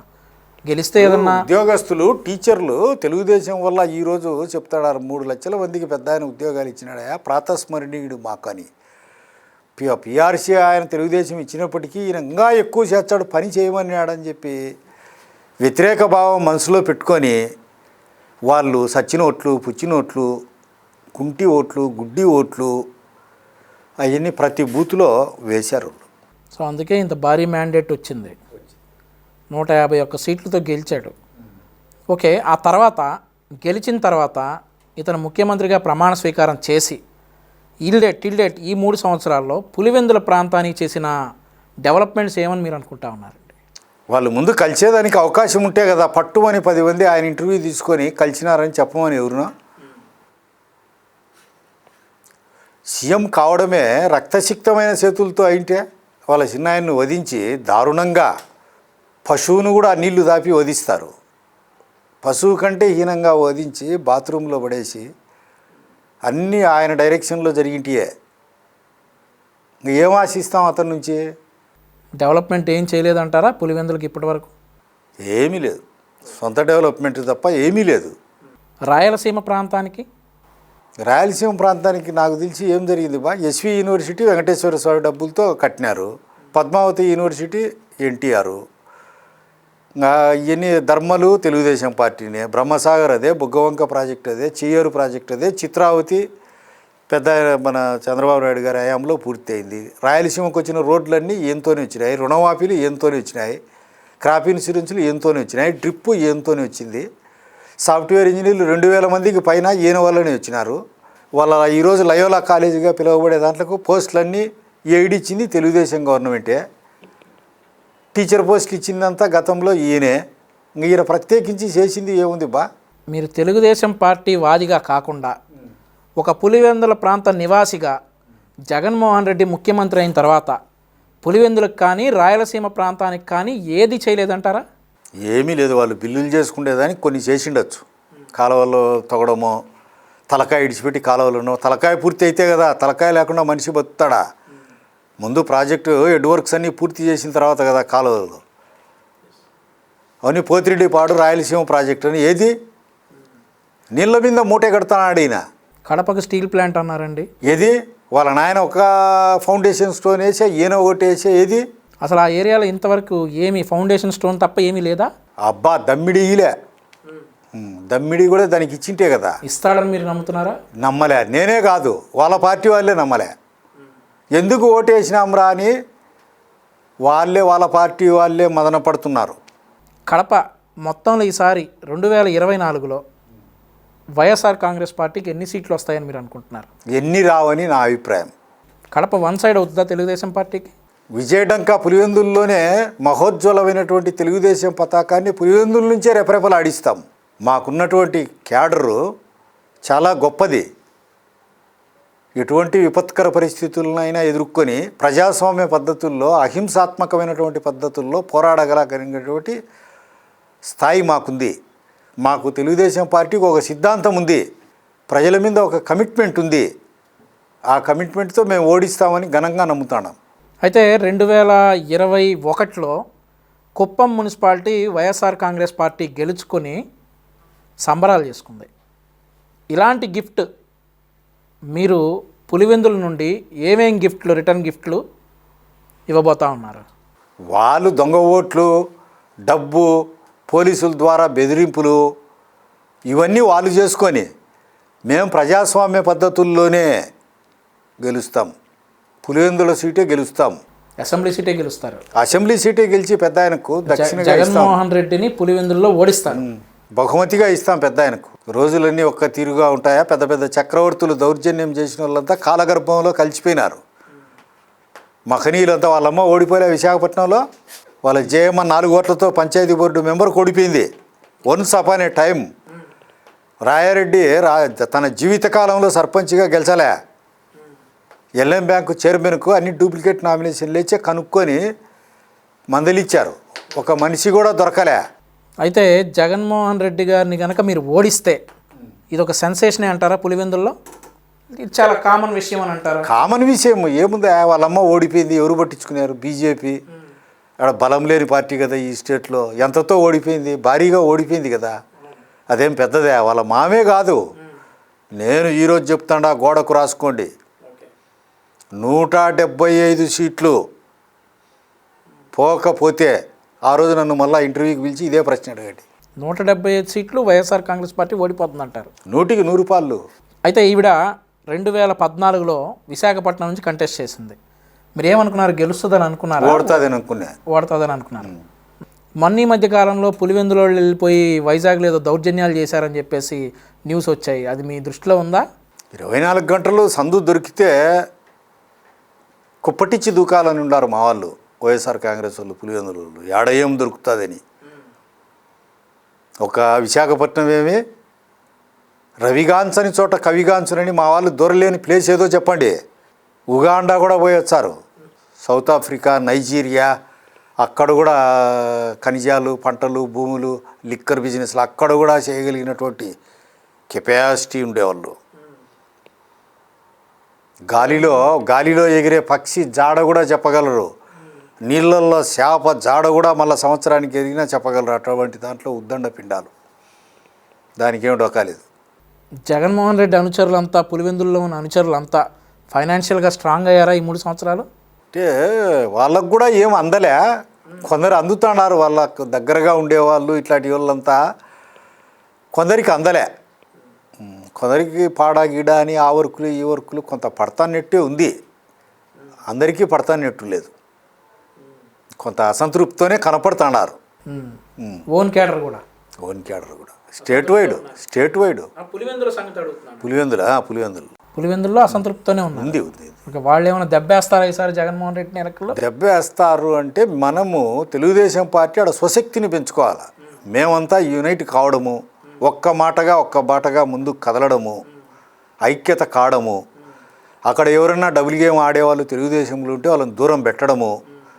ముందు సొంత పార్టీలోనే ప్రక్షాళన మొదలు కావాలా.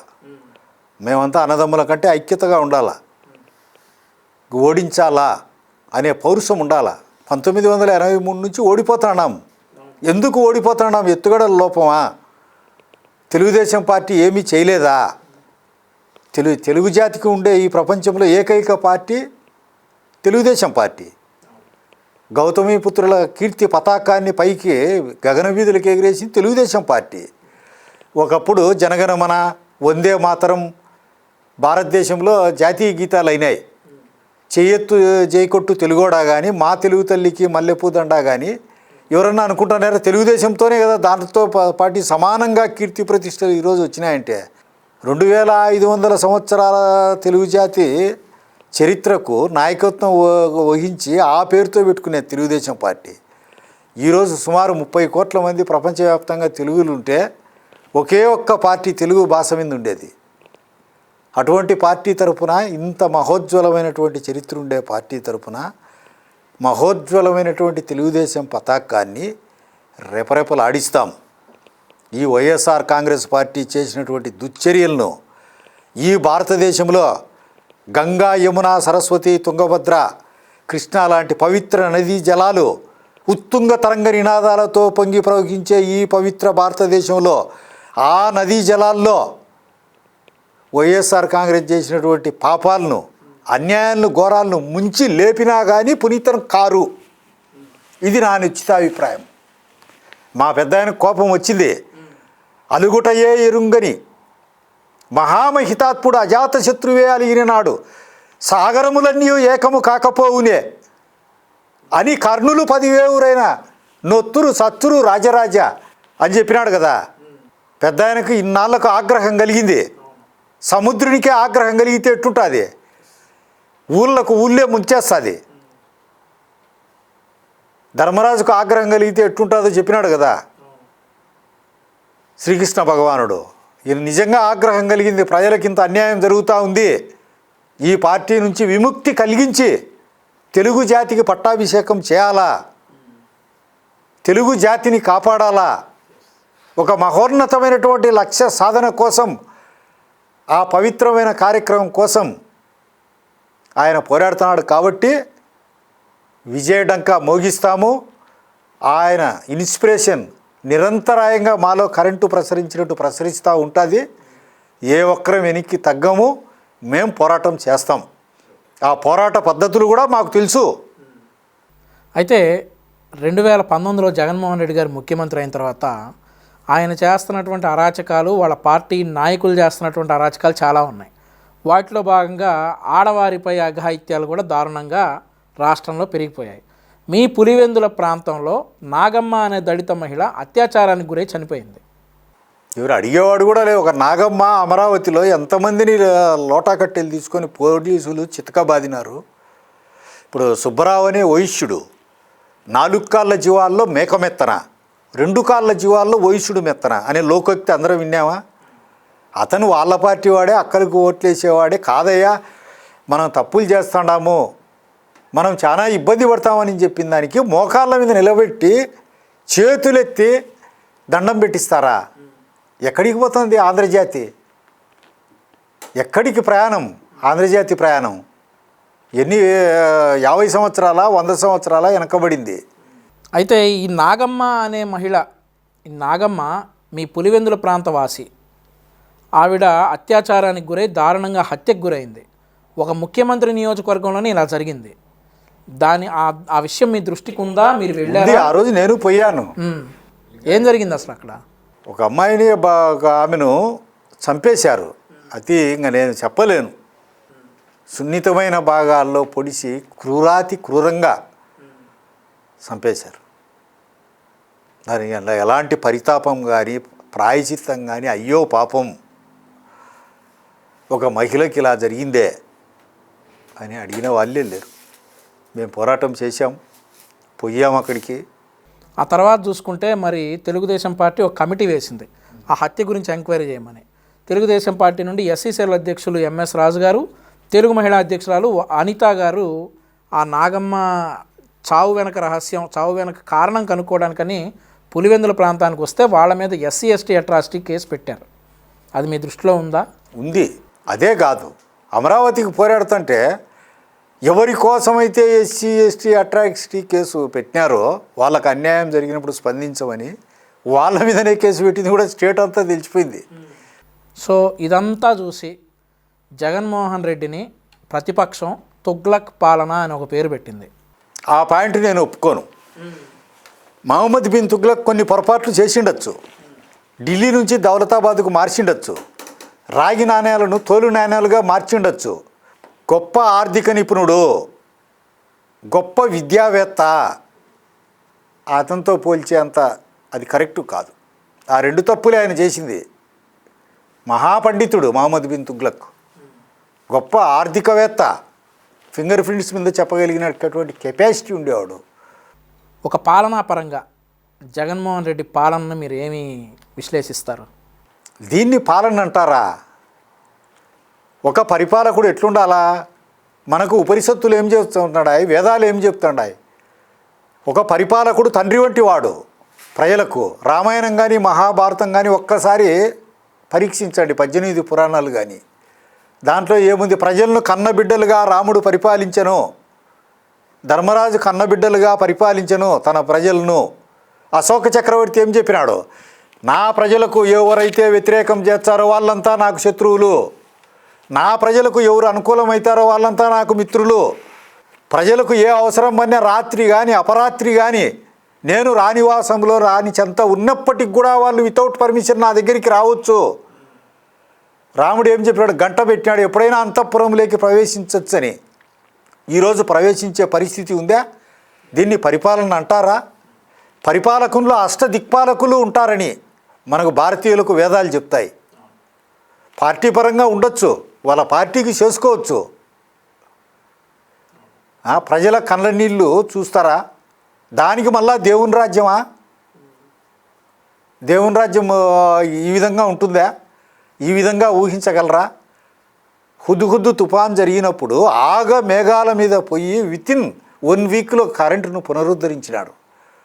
అది పరిపాలనా దురంధరుని లక్షణం. ప్రజల మాటే ప్రభువులకు పెట్టని కోటగా ఉండాలా. నా దృష్టిలో వాళ్ళే పరిపాలనా దురంధరుడు. అవకాశం రావచ్చు, ఎవరికైనా రావచ్చు.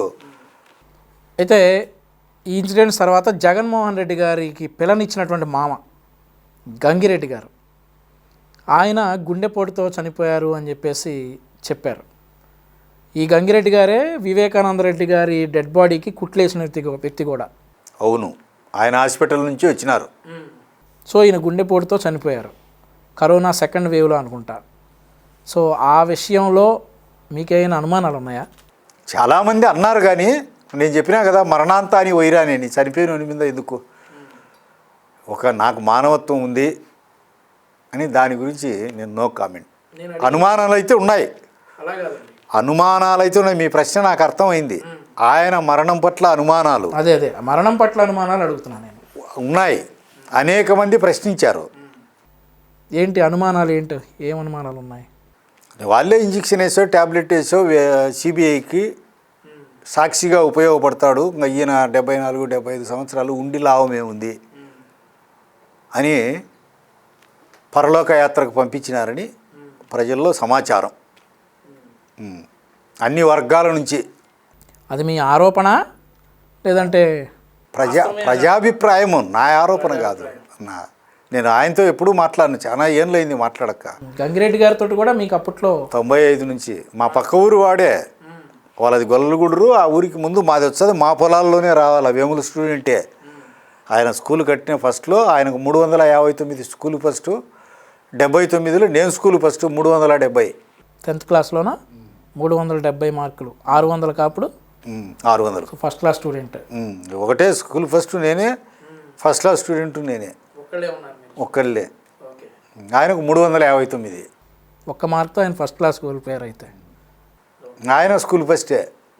మా ఇంటి దావన్నే మా పొలాల్లోనే రావాలి. అది చాలా పెద్ద ఆయన, నాకు 54, 55, ఆయనకు 74, 75.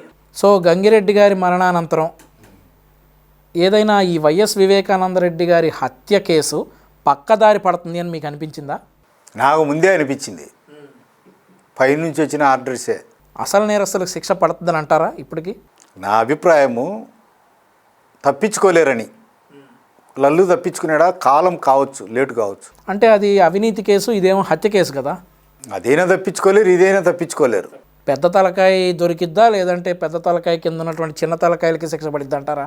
ఆ టైం చెడుకాలం చెట్టుకాలం వచ్చినప్పుడు చెరప అల్లుపుడే చాలు. పెద్ద గొప్ప ఏనుగు కావాల్సిన అవసరం లే. ఆ చెడుకాలం వచ్చే పెద్ద తలకాయ పోతుంది, చిన్న తలకాయ పోతుంది, అన్నీ పోతుంది. అయితే రాష్ట్ర ప్రజలందరికీ ఒక డౌట్ ఉందండి.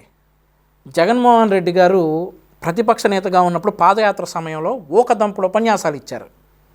ఈరోజు ప్రెస్ ముందుకు రావాలంటేనే భయపడే పరిస్థితి జగన్మోహన్ రెడ్డి. రాజమహేంద్ర వర్మ అంటున్నాడు, గుండూరు అంటున్నారు. అలా రకరకాల తప్పిదాలు, మాట తడబడతా ఉంది. దీనికి కారణం ఏమై ఉందంటారు? నోటికి వచ్చిందంతా చెప్పినాడు. ఆయన మేనిఫెస్టోని ఆయన చెప్పమనండి. తెలుగుదేశం మేనిఫెస్టో పార్టీ పుట్టాల నుంచి నేను చెప్పేస్తా, ఒక్క అక్షరం లేకుండా. ఆయన పెట్టుకునే మేనిఫెస్టో, ఆయనే పార్టీ ప్రెసిడెంట్, సీఎం కదా, ఆయన చెప్పమనండి చాలు. చెప్పలేడు, ఏది నోటికి వచ్చేది. దానికి ఒక అవగాహన కానీ, ఒక పద్ధతి కానీ, ఒక క్రమం కానీ ఉందే లేదు కదా. ఈ పోలీస్ వ్యవస్థను ఎలా వాడుకుంటున్నాడంటే జగన్మోహన్ రెడ్డి గారు? పోలీసులు అది మహోన్నతమైనటువంటి వ్యవస్థ. ఇందిరాగాంధీ కానీ, రాయారెడ్డి కానీ, రాజశేఖర రెడ్డి కానీ, వివేకానంద రెడ్డి కానీ, రాజీవ్ గాంధీ ఎవరైనా కానీ బల్లా మీదకి పోయి పోస్ట్ మార్టంకి పోయిన పోలీసే తీసుకోవాలి. మనకు మనుధర్మ శాస్త్రంలో ఏముంది? ఈ ప్రపంచమంతా నిద్రపోతా ఉన్నా ఒక దండం అనేది ఒక కన్ను మూసుకొని ఒక కన్ను తెరుచుకొని నిరంతరము జాగరూకమై ఉంటుంది. అదే పోలీస్. అసాంఘిక శక్తులను పీచమనసాల, విద్రోహులను కూకటి వేళ్లతో పెక్కలించాలి, దొంగలను, దారి దోపిడీ దొంగలను కాలి కింద వేసి రాకాల, మహిళల మాన సంరక్షణను కాపాడాల. అర్ధరాత్రి పూట కూడా చిన్న 10 ఏళ్ళ అమ్మాయి పోతున్నా కానీ టచ్ చేయాలంటే కూడా భయం ఉండాలి. That is police. ఎందుకు 4 సింహాలు పెట్టింది వాళ్ళకు? అంత గొప్ప క్యారెక్టర్. మనం అందరం ఆ పని చేయలేక మనలో వాళ్ళల్లో దేహదారుఢ్యం ఉండేవాళ్ళను, మేధస్సు ఉండేవాళ్ళను, ప్రజలను కాపాడగలిగినటువంటి కెపాసిటీ, క్యాలిబర్, ఆ ఎడ్యుకేషను, ఆ కాండక్టు ఉండేవాళ్ళనే మనం పోలీసులుగా చేసినాం కదా. వాళ్ళు ఈరోజు ప్రలోభానికి గురై చేసి వాళ్ళ పార్టీ హెడ్ ఆఫీసు ప్రకారం వాళ్ళు వినాలా. వాళ్ళకేం స్వతహాగా వాళ్లకు అంతరంగం ఉంది, చేయాలని ఉండదు. వ్యక్తిగతంగా నేను లైక్ చేస్తా. నా పార్టీ స్టాండ్ ప్రకారం మన వాళ్ళకు ఏదైనా తెలుగుదేశం పార్టీకి జరిగినప్పుడు ఖచ్చితంగా ప్రైవేట్ కంప్లైంట్ చేస్తాం. ఆ కెపాసిటీ ఉంది. అయితే వ్యక్తిగతంగా అయితే వాళ్ళకు మహోన్నతమైనటువంటి విలువ ఇస్తా. నేనే కాదు, ఎవరు కూడా పోలీసులను ఆశ్రయించకుండా ఇప్పటికీ కూడా ఇంత సుభిక్షంగా దేశము, ఈ రాష్ట్రాలు ఉన్నాయంటే పోలీసే కారణం. వాళ్ళను ఒత్తిడి పెట్టడము. ఇప్పుడు ఎవరికైనా అన్యాయం జరిగితే ఎక్కడికి పోతారు? పోలీస్ స్టేషన్కి పోతారు. పోలీస్ స్టేషన్ అంటే ఏమని? దేవీ దేవతలు నివసించే చోటు. ఎంతటి వాడైనా అక్కడికే కదా పోయేది. మరి ఆ మహోన్నతమైనటువంటి పవిత్రమైనటువంటి బాధ్యతను వాళ్ళు గుర్తెరగాల. గుర్తెరగకుండా ఎవరు ఏం చేయలేం. అది వాళ్ళపైన ఉండే నాకు విశ్వాసం. ఇంక వాళ్ళు జోక్యం చేసుకోకుంటే 90% కరెక్ట్గానే ఉంటారు. న్యాయము, ధర్మం అనేది వాళ్ళకు తెలుసు. వాళ్లకు మానవత్వం ఉంది. వాళ్ళు కూడా రాయి రప్పలు కాదు. ఈ సమాజాన్ని కాపాడాలనే ఉంటుంది ప్రతి ఒక్కరికి. వాళ్ళు కేవలము వాళ్ళ బలంతోనే, వాళ్ళ ఒత్తిళ్లతోనే అట్లా చేస్తున్నారు తప్ప స్వబుద్ధితో వాళ్ళు చేసేది కాదు అని నా అభిప్రాయం. అయితే 2019లో ఇతను ముఖ్యమంత్రి అయినప్పుడు జగన్మోహన్ రెడ్డి ఇన్ని అరాచకాలు చేస్తాడని మీరు ఎక్స్పెక్ట్ చేశారా? 100కి 100 ఎక్స్పెక్ట్ చేశాను. మీరు ఎక్స్పెక్ట్ చేసినట్లే అరాచకాలు చేస్తున్నాడా? ఓవర్గా చేస్తున్నాడా? ఇంకా తక్కువ? నేను అనుకున్నంతే చేస్తున్నాడు. మీరు అనుకున్నంత చేస్తున్నాడు. ప్రజావేదిక కూల్చివేత దగ్గర నుండి తెలుగుదేశం పార్టీ ఆఫీస్ మీద అటాక్ చేసే వరకు అన్నీ మీరు ఎక్స్పెక్ట్ చేసినాయేనా? ఈయన నేరం చేసేవాడు పగులు దొరకడా? అచ్చెన్నాయుడు గారు ఆయన మొలలో ఆపరేషన్ చేసుకొని వచ్చంటే రాత్రిపూట తిప్పడము ఎంత అన్యాయము. అసెంబ్లీలో వాళ్ళంతా ఇది మనం పోలేక కదా వాళ్ళని పెట్టుకునేది. అసెంబ్లీ అంటే పవిత్రమైనటువంటి దేవాలయమే కదా, దేవుని ఎవరు సుల్లే. వాళ్ళ అసెంబ్లీలో ప్రజలకు ఆదర్శంగా మహోన్నతమైనటువంటి విలువలు నేర్పియాలి కదా. ఇప్పుడు మనకు తెలుగు జాతి మూల పురుషులు తల్లి పేరుతోనే కదా పెట్టింది. గౌతమిపుత్ర శాతకర్ణి, నాగశ్రీ శాతకర్ణి అని తల్లిని మహోన్నతమైనటువంటి స్థానంలో ఉంచినారు కదా మన మూల పురుషులు. తల్లి లాంటి భువనేశ్వరమ్మను రామారావు కూతుర్లకు ఎక్కడైనా కానీ ఒక బ్యాడ్ రిమార్క్ ఉందా? సతీ, సావిత్రి, అనసూయ, సీత లాంటి మహోన్నతమైనటువంటి వ్యక్తులతో వాళ్ళు సమానం. జగజ్జనని ఎంత హృదయ వేదన కలిగింది. మరి తెలుగుదేశం పార్టీ కార్యకర్తలకు కానీ తెలుగుదేశానికి కానీ ఇంకా ఎందుకు గుండె బద్దలు కాలేదో? మన తల్లిని దూషిస్తే వాళ్ళ శరీరంలో రక్తమో నీళ్లు ప్రవహిస్తాడాయో శివునెత్తురు పట్టిందో ఈ కొదమ సింహాలపైన మాదిరి స్పందించాల్సినటువంటి తెలుగు జాతి ఎందుకు ఇంత నిర్వేదమైందో, స్పందించలేకున్నారో నాకు ఇప్పటికీ ఆశ్చర్యం కలుగుతూ ఉంది. డీజీపీ ఆఫీసు పక్కన తెలుగుదేశం పార్టీ ఆఫీసు ఉంటే దానిపైన అధికారం ఉంది అని చెప్పి, అధికారాంతమున చూడవలే అయ్యేల సౌభాగ్యములని చెప్పి ఆఫీసు మీద దాడి చేచ్చే దేనికి సంకేతం? ఒకటా రెండా? పల్నాటి పులిగా పేరుగాంచినటువంటి ప్రఖ్యాత పల్నాటి నాయకుడు కోడెల శివప్రసాద్ మానసిక వేదనకు గురి చేసి సూసైడ్ చేసుకునేట్టుగా చేస్తారా? ఇవే పరిపాలకులకు ఉండాల్సినటువంటి లక్షణాలు. మన పెద్దలు ఏం చెప్పినారు? నా విష్ణు పృథ్వీపతి. ఏ విధంగా ఆదర్శం తీసుకోవాలా? నిన్న మొన్న చూసినారంటే కనుక కాకాని గోవర్ధన్ రెడ్డి తనపైన కేసులో ఉండే ముద్దాయి తాను జైలుకు పోతాడు, కన్విక్షన్ వస్తుందని చెప్పి తానే దొంగలిస్తాడు. ఈ ఆంధ్ర రాష్ట్రంలో ఎప్పుడు జరిగినా అట్లాంటి స్వాతంత్రానికి పూర్వం అల్లూరి సీతారామరాజు మన్యం వీరుడు, ఈ రవి అస్తమించని బ్రిటిష్ సామ్రాజ్యాన్ని గడగడలాడించినటువంటి మనగాడు. ఆయన ఏం చేసినాడు? బ్రిటిష్ వాళ్ళకు డైరెక్ట్ తాకీదు పంపినాడు. మీ స్టేషన్లు నేను కొల్లగొడతాండా, మీ తపంచాలన్నీ తీసుకుంటా, మీరు మా వాళ్ళ మీద పెట్టినటువంటి కేసులన్నీ భస్మీపటలం చేస్తా అని మిరపకాయ టపా పంపించి డైరెక్ట్ అటాక్ చేసి రికార్డు రాసి పెట్టినాడు.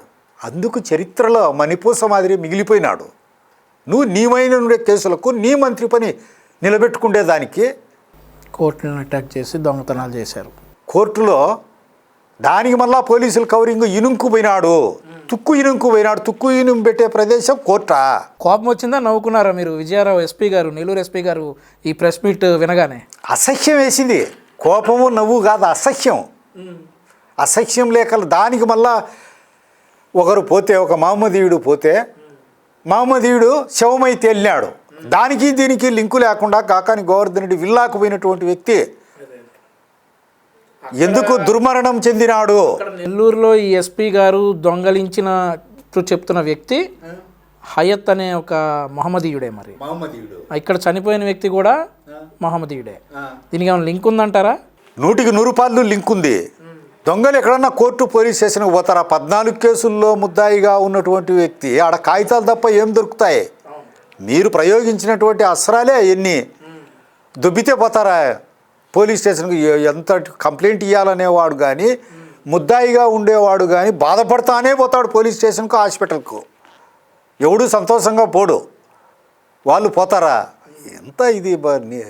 ఎంత అసత్యమైనటువంటి మాట, ఎంత అబద్ధము. మన అంతర్వేది రథం తేనె తుట్టి కోసం పెట్టిన నిప్పుకు తగలబడింది అంటే నమ్మారంట జనం. అలాగే ఈ విగ్రహాలు పగలగొడుతుందంతా కూడా పిచ్చోళ్ళ పని అంటే సవాంగ్ గారు చెప్తే జనం నమ్మారంట.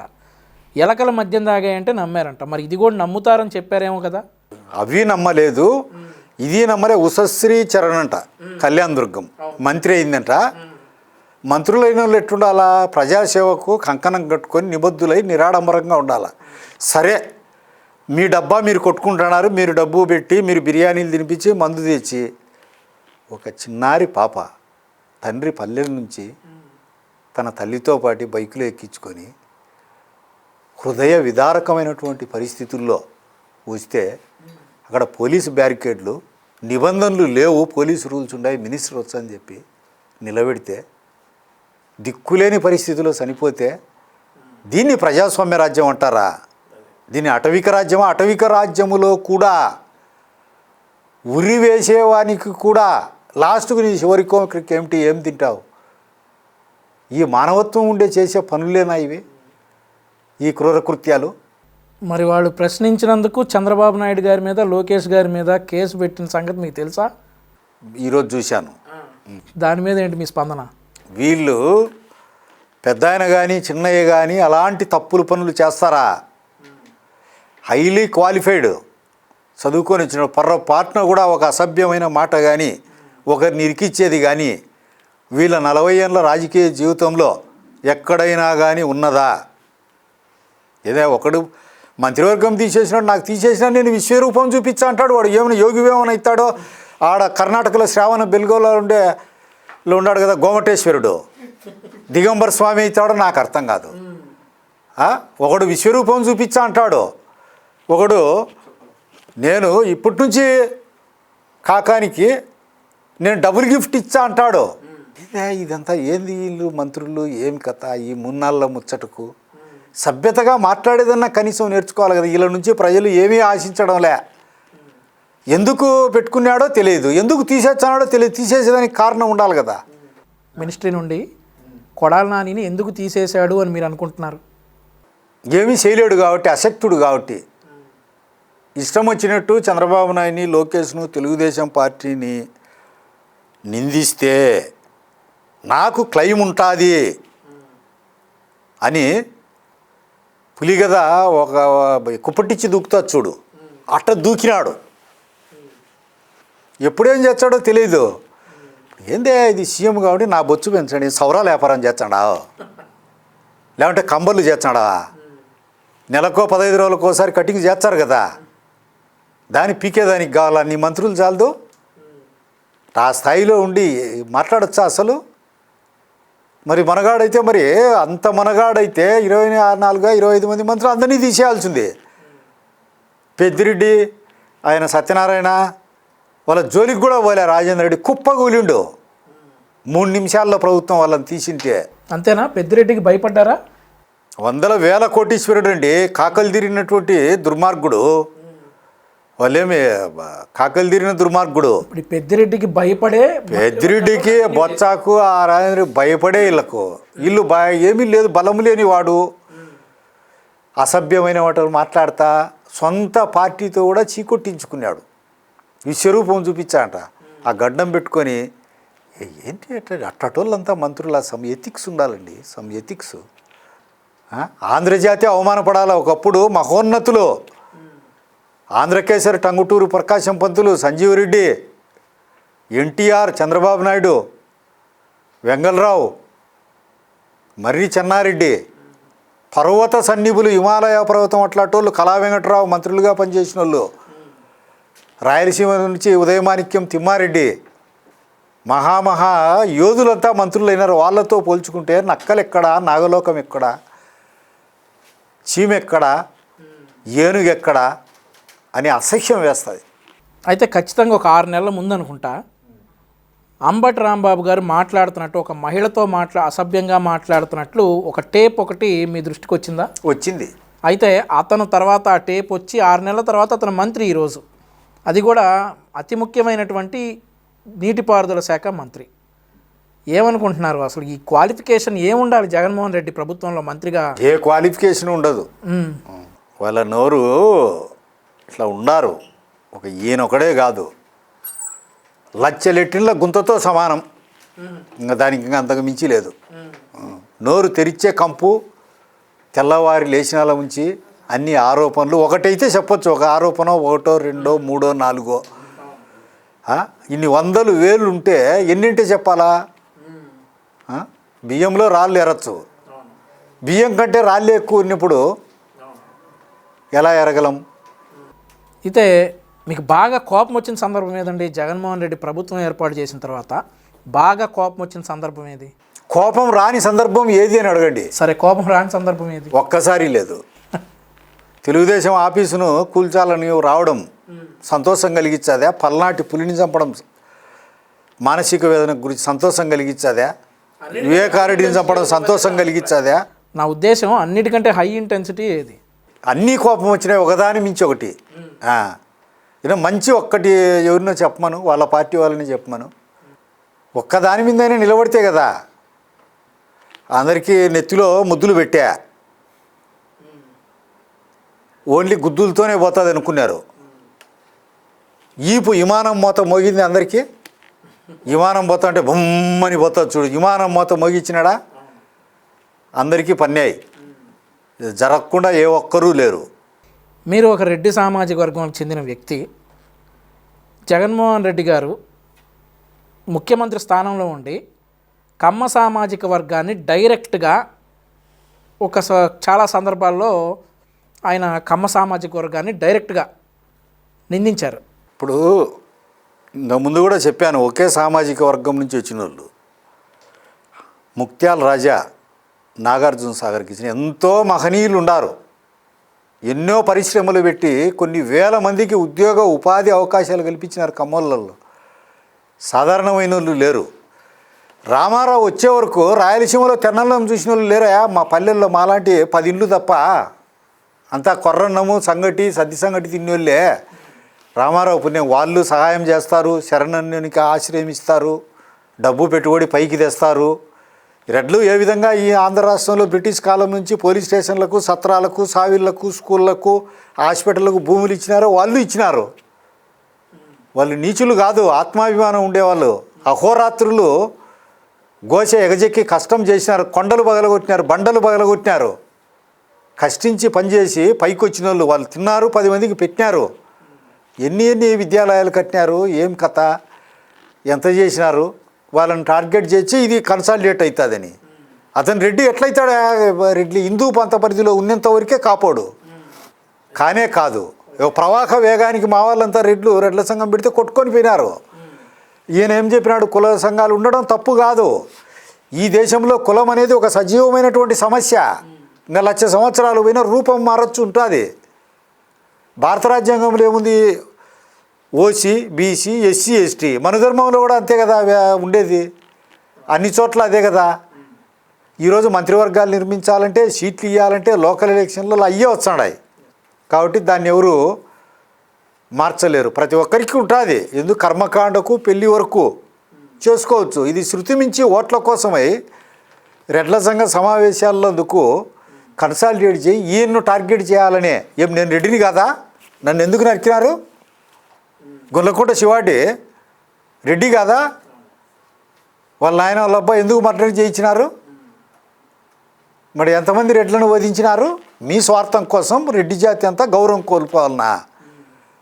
రాంగ్. అదే కమ్మోళ్ళేం శత్రువులు కాదు, చాలా మహోన్నతమైనటువంటి కష్టజీవులు వాళ్ళు. కష్టజీవులు ఈ రాష్ట్రం కోసం ఎంతో చేసినారు. నువ్వేం చేసినావు? ముత్యాల రాజా నాగార్జున సాగర్కి ఇచ్చినాడు. సరే, మీకు రాజకీయ అవగాహన ఉన్నప్పటి నుండి మీకు రాజకీయాల్లో ఓనమాల దగ్గర నుండి ఈ రోజు వరకు కమ్మ ప్రాతినిధ్యం లేనటువంటి మంత్రివర్గం, ఈ మంత్రివర్గంలో కమ్మవాడు లేడు అనేది ఇది ఫస్ట్ టైం. దానికి ఒక రెడ్డి సామాజిక ఒక వ్యక్తిగా జగన్మోహన్ రెడ్డి కమ్మవారి మీద ఉన్న ద్వేషంతోనే ఇలా చేశాడని మీరు అనుకుంటున్నారా, లేదంటే ఏదైనా వేరే కారణం ఉందంటారా? 100కి 100 రూపాయలు అదే. 100కి 100 రూపాయలు వేరే ఏముంటుంది? నెహ్రూ మంత్రివర్గంలో కూడా వాళ్ళకు ప్రాతినిధ్యం ఉంది. తమిళనాడులో ఉండారు, అభివృద్ధి చేశారు. తంజావూరు, కోయంబత్తూరు ఇట్లాంటి సార్ కర్ణాటకలో ఉండారు, తెలంగాణలో ఉండారు, ఇక్కడ ఉండారు. ఈ రోజు నుంచి కాదు, బ్రిటిష్ కాలం నుంచి ఉండారు. సజీవంగా వాళ్ళని అవమానపరచాలనే ఉద్దేశంతో తప్ప వేరు కానే కాదు. అది విఘ్నులైనటువంటి ప్రజలు రెడ్డి సోదరులు గుర్తిస్తారని నేను అనుకుంటున్నాడా. ఆయనకు ఓట్లేసేదానికి ఏమి బలిపశువులు కావద్దు. మీరు చీకట్లో చదువుకోవద్దు, వెలుగు లోపలనే చదువుకొని మీరు గుర్తించండి నిజాలు. తెలుగుదేశం పార్టీ ఏం చేసింది, జగన్ ఏం చేసినాడు ఈ రాష్ట్రానికి అని కళ్ళేం పోలేదు కదా. కళ్ళు లేని కబోదులు కాదు కదా, కనిపించే సత్యాలే కదా. అమరావతిలో ఎంత డెవలప్ చేసినారు, ఏమి కథ? మానవమాతృంత ఏదైనా రాజధాని లేని దేశం కానీ రాష్ట్రం కానీ ఈ ప్రపంచ చరిత్రలో ఎక్కడైనా ఉందా? ఒక ఇద్దప్ప. ఎంత అవమానము. ఓకే, ఎలాంటి ద్వేషము లేదు. ఒక వెల్లువ మాదిరి తప్పు ప్రచారం చేయించినారు. హిట్లర్ మంత్రివర్గంలో గోబెల్స్ అనేవాడు ఉన్నాడు, ఒకడు అవిటివాడు కుంటోడు. పదే అబద్ధాలు చెబుతూ ఉంటే ఎవడు దాన్ని ఖండించకపోతే నిజమవుతుందని. ఓసారి 1926లో ఏం జరిగిందంటే, గోదావరి జిల్లాలు, కృష్ణా జిల్లాలు సెంట్రల్ అసెంబ్లీకి ప్రకాశం పంతులు గారు నిలవన్నారు. ఈయన 10,000 12,000తో గెలిచాడు బంపర్ మెజారిటీ అప్పట్లో. అలహాబాద్కు నెహ్రూ ఫాదర్ నిలవన్నాడు. ఇతను యూరోపియన్ అయ్యా, ఆవులు తింటాడు అని అతని మీద నిలవన్నాడు. చిన్న క్యాండిడేటు. ఒక వదంతి వ్యాప్తి చేసినారు. ఇంత పెద్దవాని నేనెందుకు దీన్ని ఖండించాలని చిన్నదిగా కనపడినది. చిత్తుగా ఓడిపోయినాడు నెహ్రూ నాయన, మోతీలాల్ నెహ్రూ 1926. అట్లా బలంగా ఖండి లేకపోయినాం మనం. ఇంకా ఇక్కడ కాదు, ఎక్కడ పెట్టాలి రాజధాని మీరే చెప్పండి. శ్రీబాగ్ ఒడంబడిక ఉంది మాకు రాయలసీమకు. 1937లో శ్రీబాగ్లో చేసుకున్నారు. మరి 2014లో ఏం చేస్తున్నారు? మళ్ళా అడిగినారా ఎవరైనా కానీ? ఎవరో కొంతమంది పిల్లోళ్ళు ఎంవి రమణారెడ్డి అడిగినారు, రాయలసీమకు అప్పుడు క్యాపిటల్ సిటీ ఉన్నది, ఏదో ఒకటి ఇవ్వండి అని. సరే ఒకసారి పెట్టుకున్నాము అనుకునే అందరం సాటిస్ఫై అయినాం. విజయవాడ అయితే అందరికీ బాగుంటుంది అని. నువ్వు ఆ రోజు అసెంబ్లీలో ఒప్పుకున్నావు. దీనికి 30,000 కాదు, ఇంకా కావాలబ్బా 2-3 ఎకరాలు. ఇది ఆశామాషి కాదు, పూరా కట్టాలని. అంతలేకే నేలిక మడిచేసి నేలిక తాటికాయ మట్ట. ఇది ఈ వైఎస్ఆర్ కాంగ్రెస్ది ఎట్టుందంటే, మంత్రులు వీళ్ళు ఆయన్ని పొగడ్డం, వీళ్ళ అనుచరులు వీళ్ళని పొగడ్డం. గాడిద సంగీతానికి ఒంటె ఆశ్చర్యపోయిందంట, అబ్బా ఏం సంగీతం అని. ఒంటె అందానికి గాడిద మూర్చపోయిందంట, అబ్బా ఏం అందంగా ఉందని. ఈరోజు మంత్రివర్గం ఆయన పొగట్టం మీరు ఓకే. ఇది జమ్మి ఆకులతో విస్తరులు గుట్టే ప్రభుత్వం. ఇన్ని అబద్ధాలు, ఇన్ని మోసాలు, ఇన్ని అకృత్యాలు మానవమాతృడు ఎవరైనా చేయగలడా? ఒక పరిపాలకుడు చేయాల్సిందేనా? ప్రజాస్వామ్యంలో ఉపనిషత్తుల్లో శిష్యులు గురువులను అడిగినారు, దేవుడు ఉంటే చూపి అని. దేవుని ఉనికే ప్రశ్నించిన జాతి మన భారత జాతి. అట్లాంటిది ప్రశ్నిస్తే లోపల తీసుకుపోయచ్చావా? గౌతమ బుద్ధుడే స్వయంగా వచ్చినాడు ఇక్కడికి, బౌద్ధ సంగీత్కి, బౌద్ధ మహాసభకు ఇక్కడికి. వచ్చి ధర్మఘోషతో ధర్మం సంఘం శరణం గచ్చామని బౌద్ధఘోషతో దద్దరిల్లిపోయింది ఈ ప్రాంతం అంతా. ఇట్లాంటి సాట ఈ రాజధాని లేకుండా చేస్తావా? 465 సంవత్సరాలు శాతవాహనులు పరిపాలిస్తే ఈ నుంచే ఉజ్జయిని వరకు పోయి విక్రమార్కుని వధించి ఉజ్జయినిని కూడా హ్యాండ్ ఓవర్ చేసుకున్నారు మన వాళ్ళు. విదేశీ ఇక్కడ ఉండే జావా, సుమిత్ర ఇలాంటి దాంట్లకంతా కృష్ణానది ముఖద్వారం నుంచే వ్యాపారం చేసినారు. ఇంత చరిత్ర ఉండేది, తెలుగు జాతి చరిత్రని అంతం చేయాలనుకోవడమే.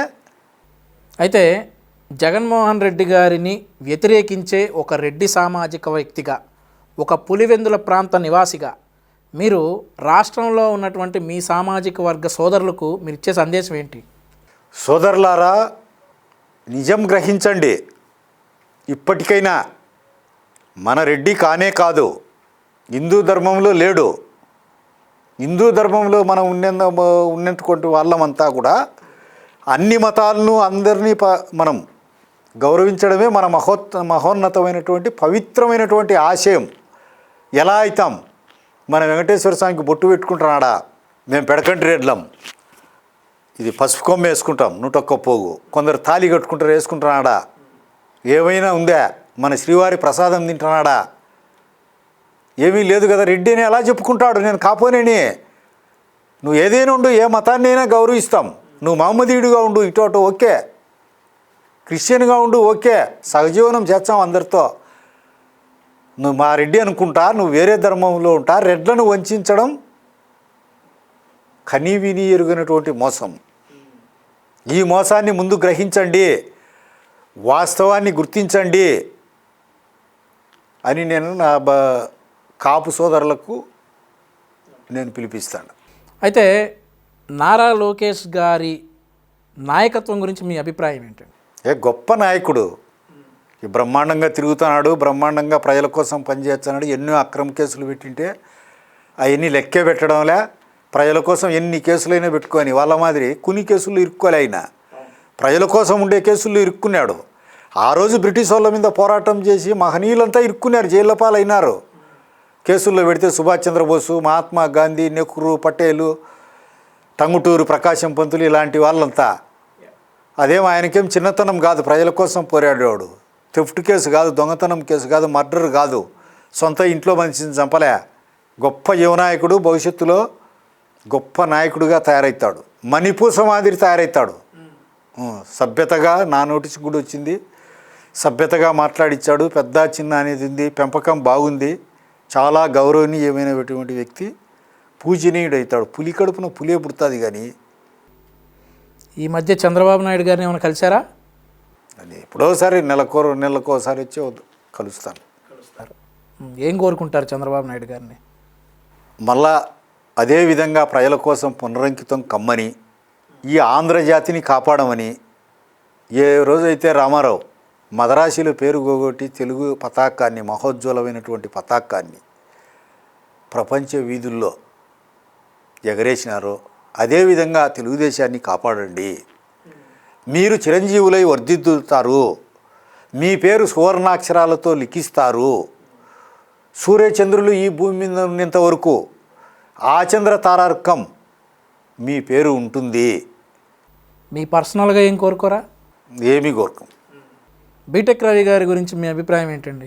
పెద్ద ఆయన నిర్ణయించినాడు. పెద్ద ఆయన మాకు తండ్రి వంటి వాడు, పూజ్యులు, ఆరాధ్యనీయులు, మేమంతా ఒక కుటుంబం అయినాడు. పెద్ద ఆయన మాటే మాకు శాసనం. పెద్ద ఆయన నిర్ణయించినాడు, చేస్తాం. దానికి సెకండ్ అప్పీల్ ఏమిటి? ఆ ప్రసక్తి లేదు.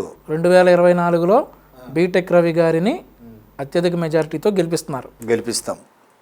తెలుగుదేశం పార్టీ అధికారంలో ఉన్నప్పుడు ప్రతిపక్షం అయినటువంటి వైఎస్ఆర్ కాంగ్రెస్ పార్టీ చంద్రబాబు నాయుడు గారు 2 లక్షల కోట్లు అవినీతి చేశారు, అండ్ ఆల్సో ఫైబర్ గ్రిడ్లో నారా లోకేష్ గారు 2,000 కోట్ల రూపాయలు అవినీతి చేశారు అని చెప్పి పదే ఆరోపించారు. ఆ తర్వాత 2019లో అధికారం వచ్చిన దగ్గర నుండి ఇప్పటి వరకు ఒకవేళ నిజంగా వీళ్ళు గనక ఆ అవినీతి చేసినట్లయితే ఈ పార్టీకి అరెస్ట్ చేసేవాళ్ళు కదా. మరి ఇంతవరకు చంద్రబాబు నాయుడు గారిని కానీ లోకేష్ గారిని కానీ టచ్ కూడా చేయలేకపోయారు. మరి తెలుగుదేశం పార్టీ ఇది ఎంతలా ప్రజల్లోకి తీసుకెళ్ళగలుగుతుంది? అందరికీ తెలుసు వీళ్ళు తప్పు చేసింటే ఎంతటి వాడైనా ముందే చెప్పినా కదా నేను. చట్టానికి న్యాయానికి ఏదో ఒక రోజు దొరకాల్సిందే. వాళ్ళ నాయన కాలం నుంచి చెప్తున్నాడు, ఎన్నో కేసులు పెట్టినాడు. ఏమైంది? తూర్పిచ్చా. డూమ్ డామ్ డుస్ అనేది ఉత్తది, వాళ్ళే పండుకునేది. పసలేని కేసు ఆరోపణలు తేలిపోయాయి, కానీ తెలుగుదేశం పార్టీ ప్రజల్లోకి ఎలా తీసుకెళ్ళగలుగుతుంది? ఎవడన్నా అడిగితే కదా. మీ లీడర్లు, మీ పెద్ద అయినా మీ చిన్నయ్య ఇట్లా చేసినారని ఎవరైనా అడిగితే కదా. మీ వాళ్ళు ఇట్లా కరప్షన్ చేసి కేసుల్లో ఉండారు, పలానాసాట తిన్నారు, ఏమంటావని అడిగితే కదా చెప్పాల్సిందే. ఏం కేసులు పెట్టాలో తెలియక తెలుగుదేశం పార్టీ వాళ్ళు చెప్తుంది ఏంటంటే కొంచెం హాస్యాస్పదంగా అని చెప్తా ఉన్నారు. వీళ్ళ 2 లక్షల కోట్ల కేసుల్లో ఆధారాలు లేక, అవి అబద్ధాలు కాబట్టి అందులో అరెస్టులు చేయలేక, నారా లోకేష్ గారు పశ్చిమ గోదావరి జిల్లా ట్రిప్కి వెళ్ళినప్పుడేమో ట్రాక్టర్ సరిగ్గా నడపలేదని కేసు పెట్టారు. ఈరోజేమో ఏదో తప్పుడు ట్వీట్ వేసి కొంతమంది ప్రాంత విభేదాలు తీసుకొచ్చారని చెప్పేసి కేసు పెట్టారు. ఇట్లాంటి కేసులే జగన్మోహన్ రెడ్డి వీళ్ళిద్దరి మీద, తెలుగుదేశం పార్టీ అధినేత చంద్రబాబు నాయుడు గారి మీద, ప్రధాన కార్యదర్శి నారా లోకేష్ గారి మీద పెట్టుకుంటా వెళ్తూ ఉన్నారు. దీన్ని మీరు ప్రజల్లోకి తెలుగుదేశం పార్టీ ఎందుకు బలంగా తీసుకెళ్ళలేకపోతుంది? అది ఎవరైనా నమ్మింటే కదా. వాళ్ళు చెప్పిన అబద్ధమే చెప్తున్నారు. ఒకే మధ్యలను చరింతసేపు వాంచినట్టుంది. పెద్ద ఆయన కాలం నుంచి, చంద్రబాబు నాయుడు గారి కాలం నుంచి చెప్తానే ఉన్నారు. విని విని విని విని కర్ణబేరి అందరికీ పైలిపోయింది. ఎవడన్నా నమ్మేవాడు ఉండి ఏమయ్యా ఇది అంటే కదా మేము తీసుకోవాల్సిందే. అసలు వాళ్ళే నమ్మకుండా ఉంటే, ఇప్పుడు జగన్ జైలుకు పోయినాడు చేసింటే, లల్లు ప్రసాద్ యాదవ్ పోయినాడు, జయలలిత పోయింది, పివి నరసింహరావు కోర్టుల చుట్టూ తిరిగినాడు, ఇట్లా ఎంతమందో పోయినారు. అట్లా ఏదన్నా ఉంది అంటే, ట్రూత్ ఉంది అంటే తప్పించుకోలేరు కదా. పెట్టమని ఒక కేసు. ఇప్పుడు వాళ్ళ గవర్నమెంటే ఉంది కదా. నీకు అనుకూలంగా ఉండవు కదా, పైకి పోతుండవు కదా, పెట్టు మరి. ఉంటే చట్టం కూడా ఏం చేయలేదు కదా, తప్పు చేయలేనని. అవన్నీ నిల్చవు. ఉంటే కనపడదు. ఈ రోజుల్లో ఎక్కడ దాచిపెడతారు? పాత్రలో దాచిపెడతారా? ఉంటే అన్ని లక్షల కోట్లు ఉంటే. అవన్నీ ఎవరన్నా అడిగితే కదా మమ్మల్ని ఇట్లా చేసినాడు అంటనే అంటే కేసు పెట్టుకో అంటున్నాడు కదా. ఓపెన్గా ఛాలెంజ్ చేస్తున్నాడు. ఇప్పటికైనా సరే మీకు చేతనైతే, నిజంగా మేము తప్పు చేసి ఉంటే కేసు పెట్టుకోండి. సో 40 సంవత్సరాల తెలుగుదేశం పార్టీ చరిత్రలో అధికారం చూసింది, ప్రతిపక్షం చూసింది. కానీ ఈ 3 సంవత్సరాలు చూసినటువంటి ప్రతిపక్షాన్ని తెలుగుదేశం పార్టీ అంతకుముందు చూసి ఉండదు. నారా లోకేష్ గారు ఏ బహిరంగ సభలో అయినా చెప్తా ఉన్నారు, ఈసారి నేను ఉపేక్షించను అని. 2024లో తెలుగుదేశం పార్టీ అధికారంలోకి వస్తే వైఎస్ఆర్ కాంగ్రెస్ పార్టీ నాయకుడు జగన్మోహన్ రెడ్డి పరిస్థితి, వైఎస్ఆర్ కాంగ్రెస్ పార్టీ నాయకుల పరిస్థితి, వైఎస్ఆర్ కాంగ్రెస్ పార్టీ కార్యకర్తల పరిస్థితి ఎలా ఉంటుంది? అలాగే ఈ ఉద్యోగస్తులు ఉన్నారు, జగన్మోహన్ రెడ్డి చెప్పిన దానికల్లా తలూపేటటువంటి ఉద్యోగస్తుల పరిస్థితి ఎలా ఉంటుందని మీరు అనుకుంటా ఉన్నారు? నారా లోకేష్ గారి మాట, ఆయన మాట మీద ఉంటారా? మరి 100కి 100 రూపాయలు. తప్పు చేసినాడు ఎప్పుడైనా దండనార్కుడు, దండన పడాల్సిందే. 100కి 100 రూపాయలు ఉంటాడు. తల్లిని దూషిస్తే ఏ కొడుకైతే ఉంటాడు. పార్టీ ఆఫీస్ మీద దాడి చేసే ఏ లీడర్ అయితే ఓర్చుకుంటాడో. తెలుగుదేశానికి మూలస్తంభాలుగా ఉండే లీడర్లను మానసిక వేదనకు చంపేస్తే చూస్తా ఊరుకోవాలనా? తమ్ము తాము రక్షించుకోవడం తప్పు కాదు. ఎప్పుడు కూడా ఏ పొలిటికల్ పార్టీ కూడా క్రైమ్ చేయమని చెప్పదు. ఈ భారతదేశంలోనే చెప్పదు. వైసీపీ చెప్తుందని మీరు ఇప్పటివరకు అన్నారు కదా. వాళ్ళు ఓపెన్గానే చెప్తున్నారు. అది ఒక్కటి ఎక్సెప్షను. పార్టీ ఆఫీస్ మీద దాడి చేస్తే మా వాళ్ళకి బీపీ వచ్చి కొట్టారని చెప్పి జగన్మోహన్ రెడ్డి గారు బీపీ వచ్చే దేవుని దగ్గరికి టికెట్ తీసుకుంటారని. ఆ ఒక్కటి తప్ప ఈవెన్ కమ్యూనిస్టులు కూడా చెప్పరు సాయుధ పోరాటం తర్వాత. ఓన్లీ ఒక వైసీపీ చెప్తుంది. వైసీపీ మాత్రమే డెమోక్రసీలో. నేను చెప్పేది భారతదేశంలో ఎవరైనా సిపిఐ కానీ సిపిఎం కానీ ఇంకా అటవిక స్టేట్లు ఉన్నాయి, వాళ్ళు కూడా నాగరికత చెంది అవన్నీ మర్చిపోయినారు. ఎవరు ఏ ఒక్కరూ లేరు. కుడి నుంచి ఎడం వరకు, ఎడం నుంచి కుడి వరకు ఈ ఒక్క పార్టీ తప్ప. అదే అయితే లోకేష్ గారు ఈసారి కఠినంగానే ఉంటారు. కఠినంగా పెద్ద ఆయన కూడా కఠినంగా వ్యవహరిస్తారు. అటువంటి వాళ్ళకు, తప్పు చేసిన వాళ్ళకు చట్టపరంగా దండన తప్పదు. ఎక్కడున్నా కానీ తప్పించుకోలేరు. న్యాయము ధర్మం అంత గొప్పయి, దాన్ని సంరక్షిస్తారనే పరిపూర్ణ నమ్మకం తెలుగుదేశం పార్టీ కార్యకర్తలకు అందరికీ, పులివెందుల నుంచి పలాస వరకు, ఇక్కడ పొంగనూరు నుంచి పత్తికొండ వరకు, అక్కడ అనంతపురం నుంచి అమలాపురం వరకు అందరికీ ఉంది. దాంట్లో డీవియేషన్ లేదు. సో థ్యాంక్ యూ అండి, చాలా బాగా చెప్పారు. Thank you.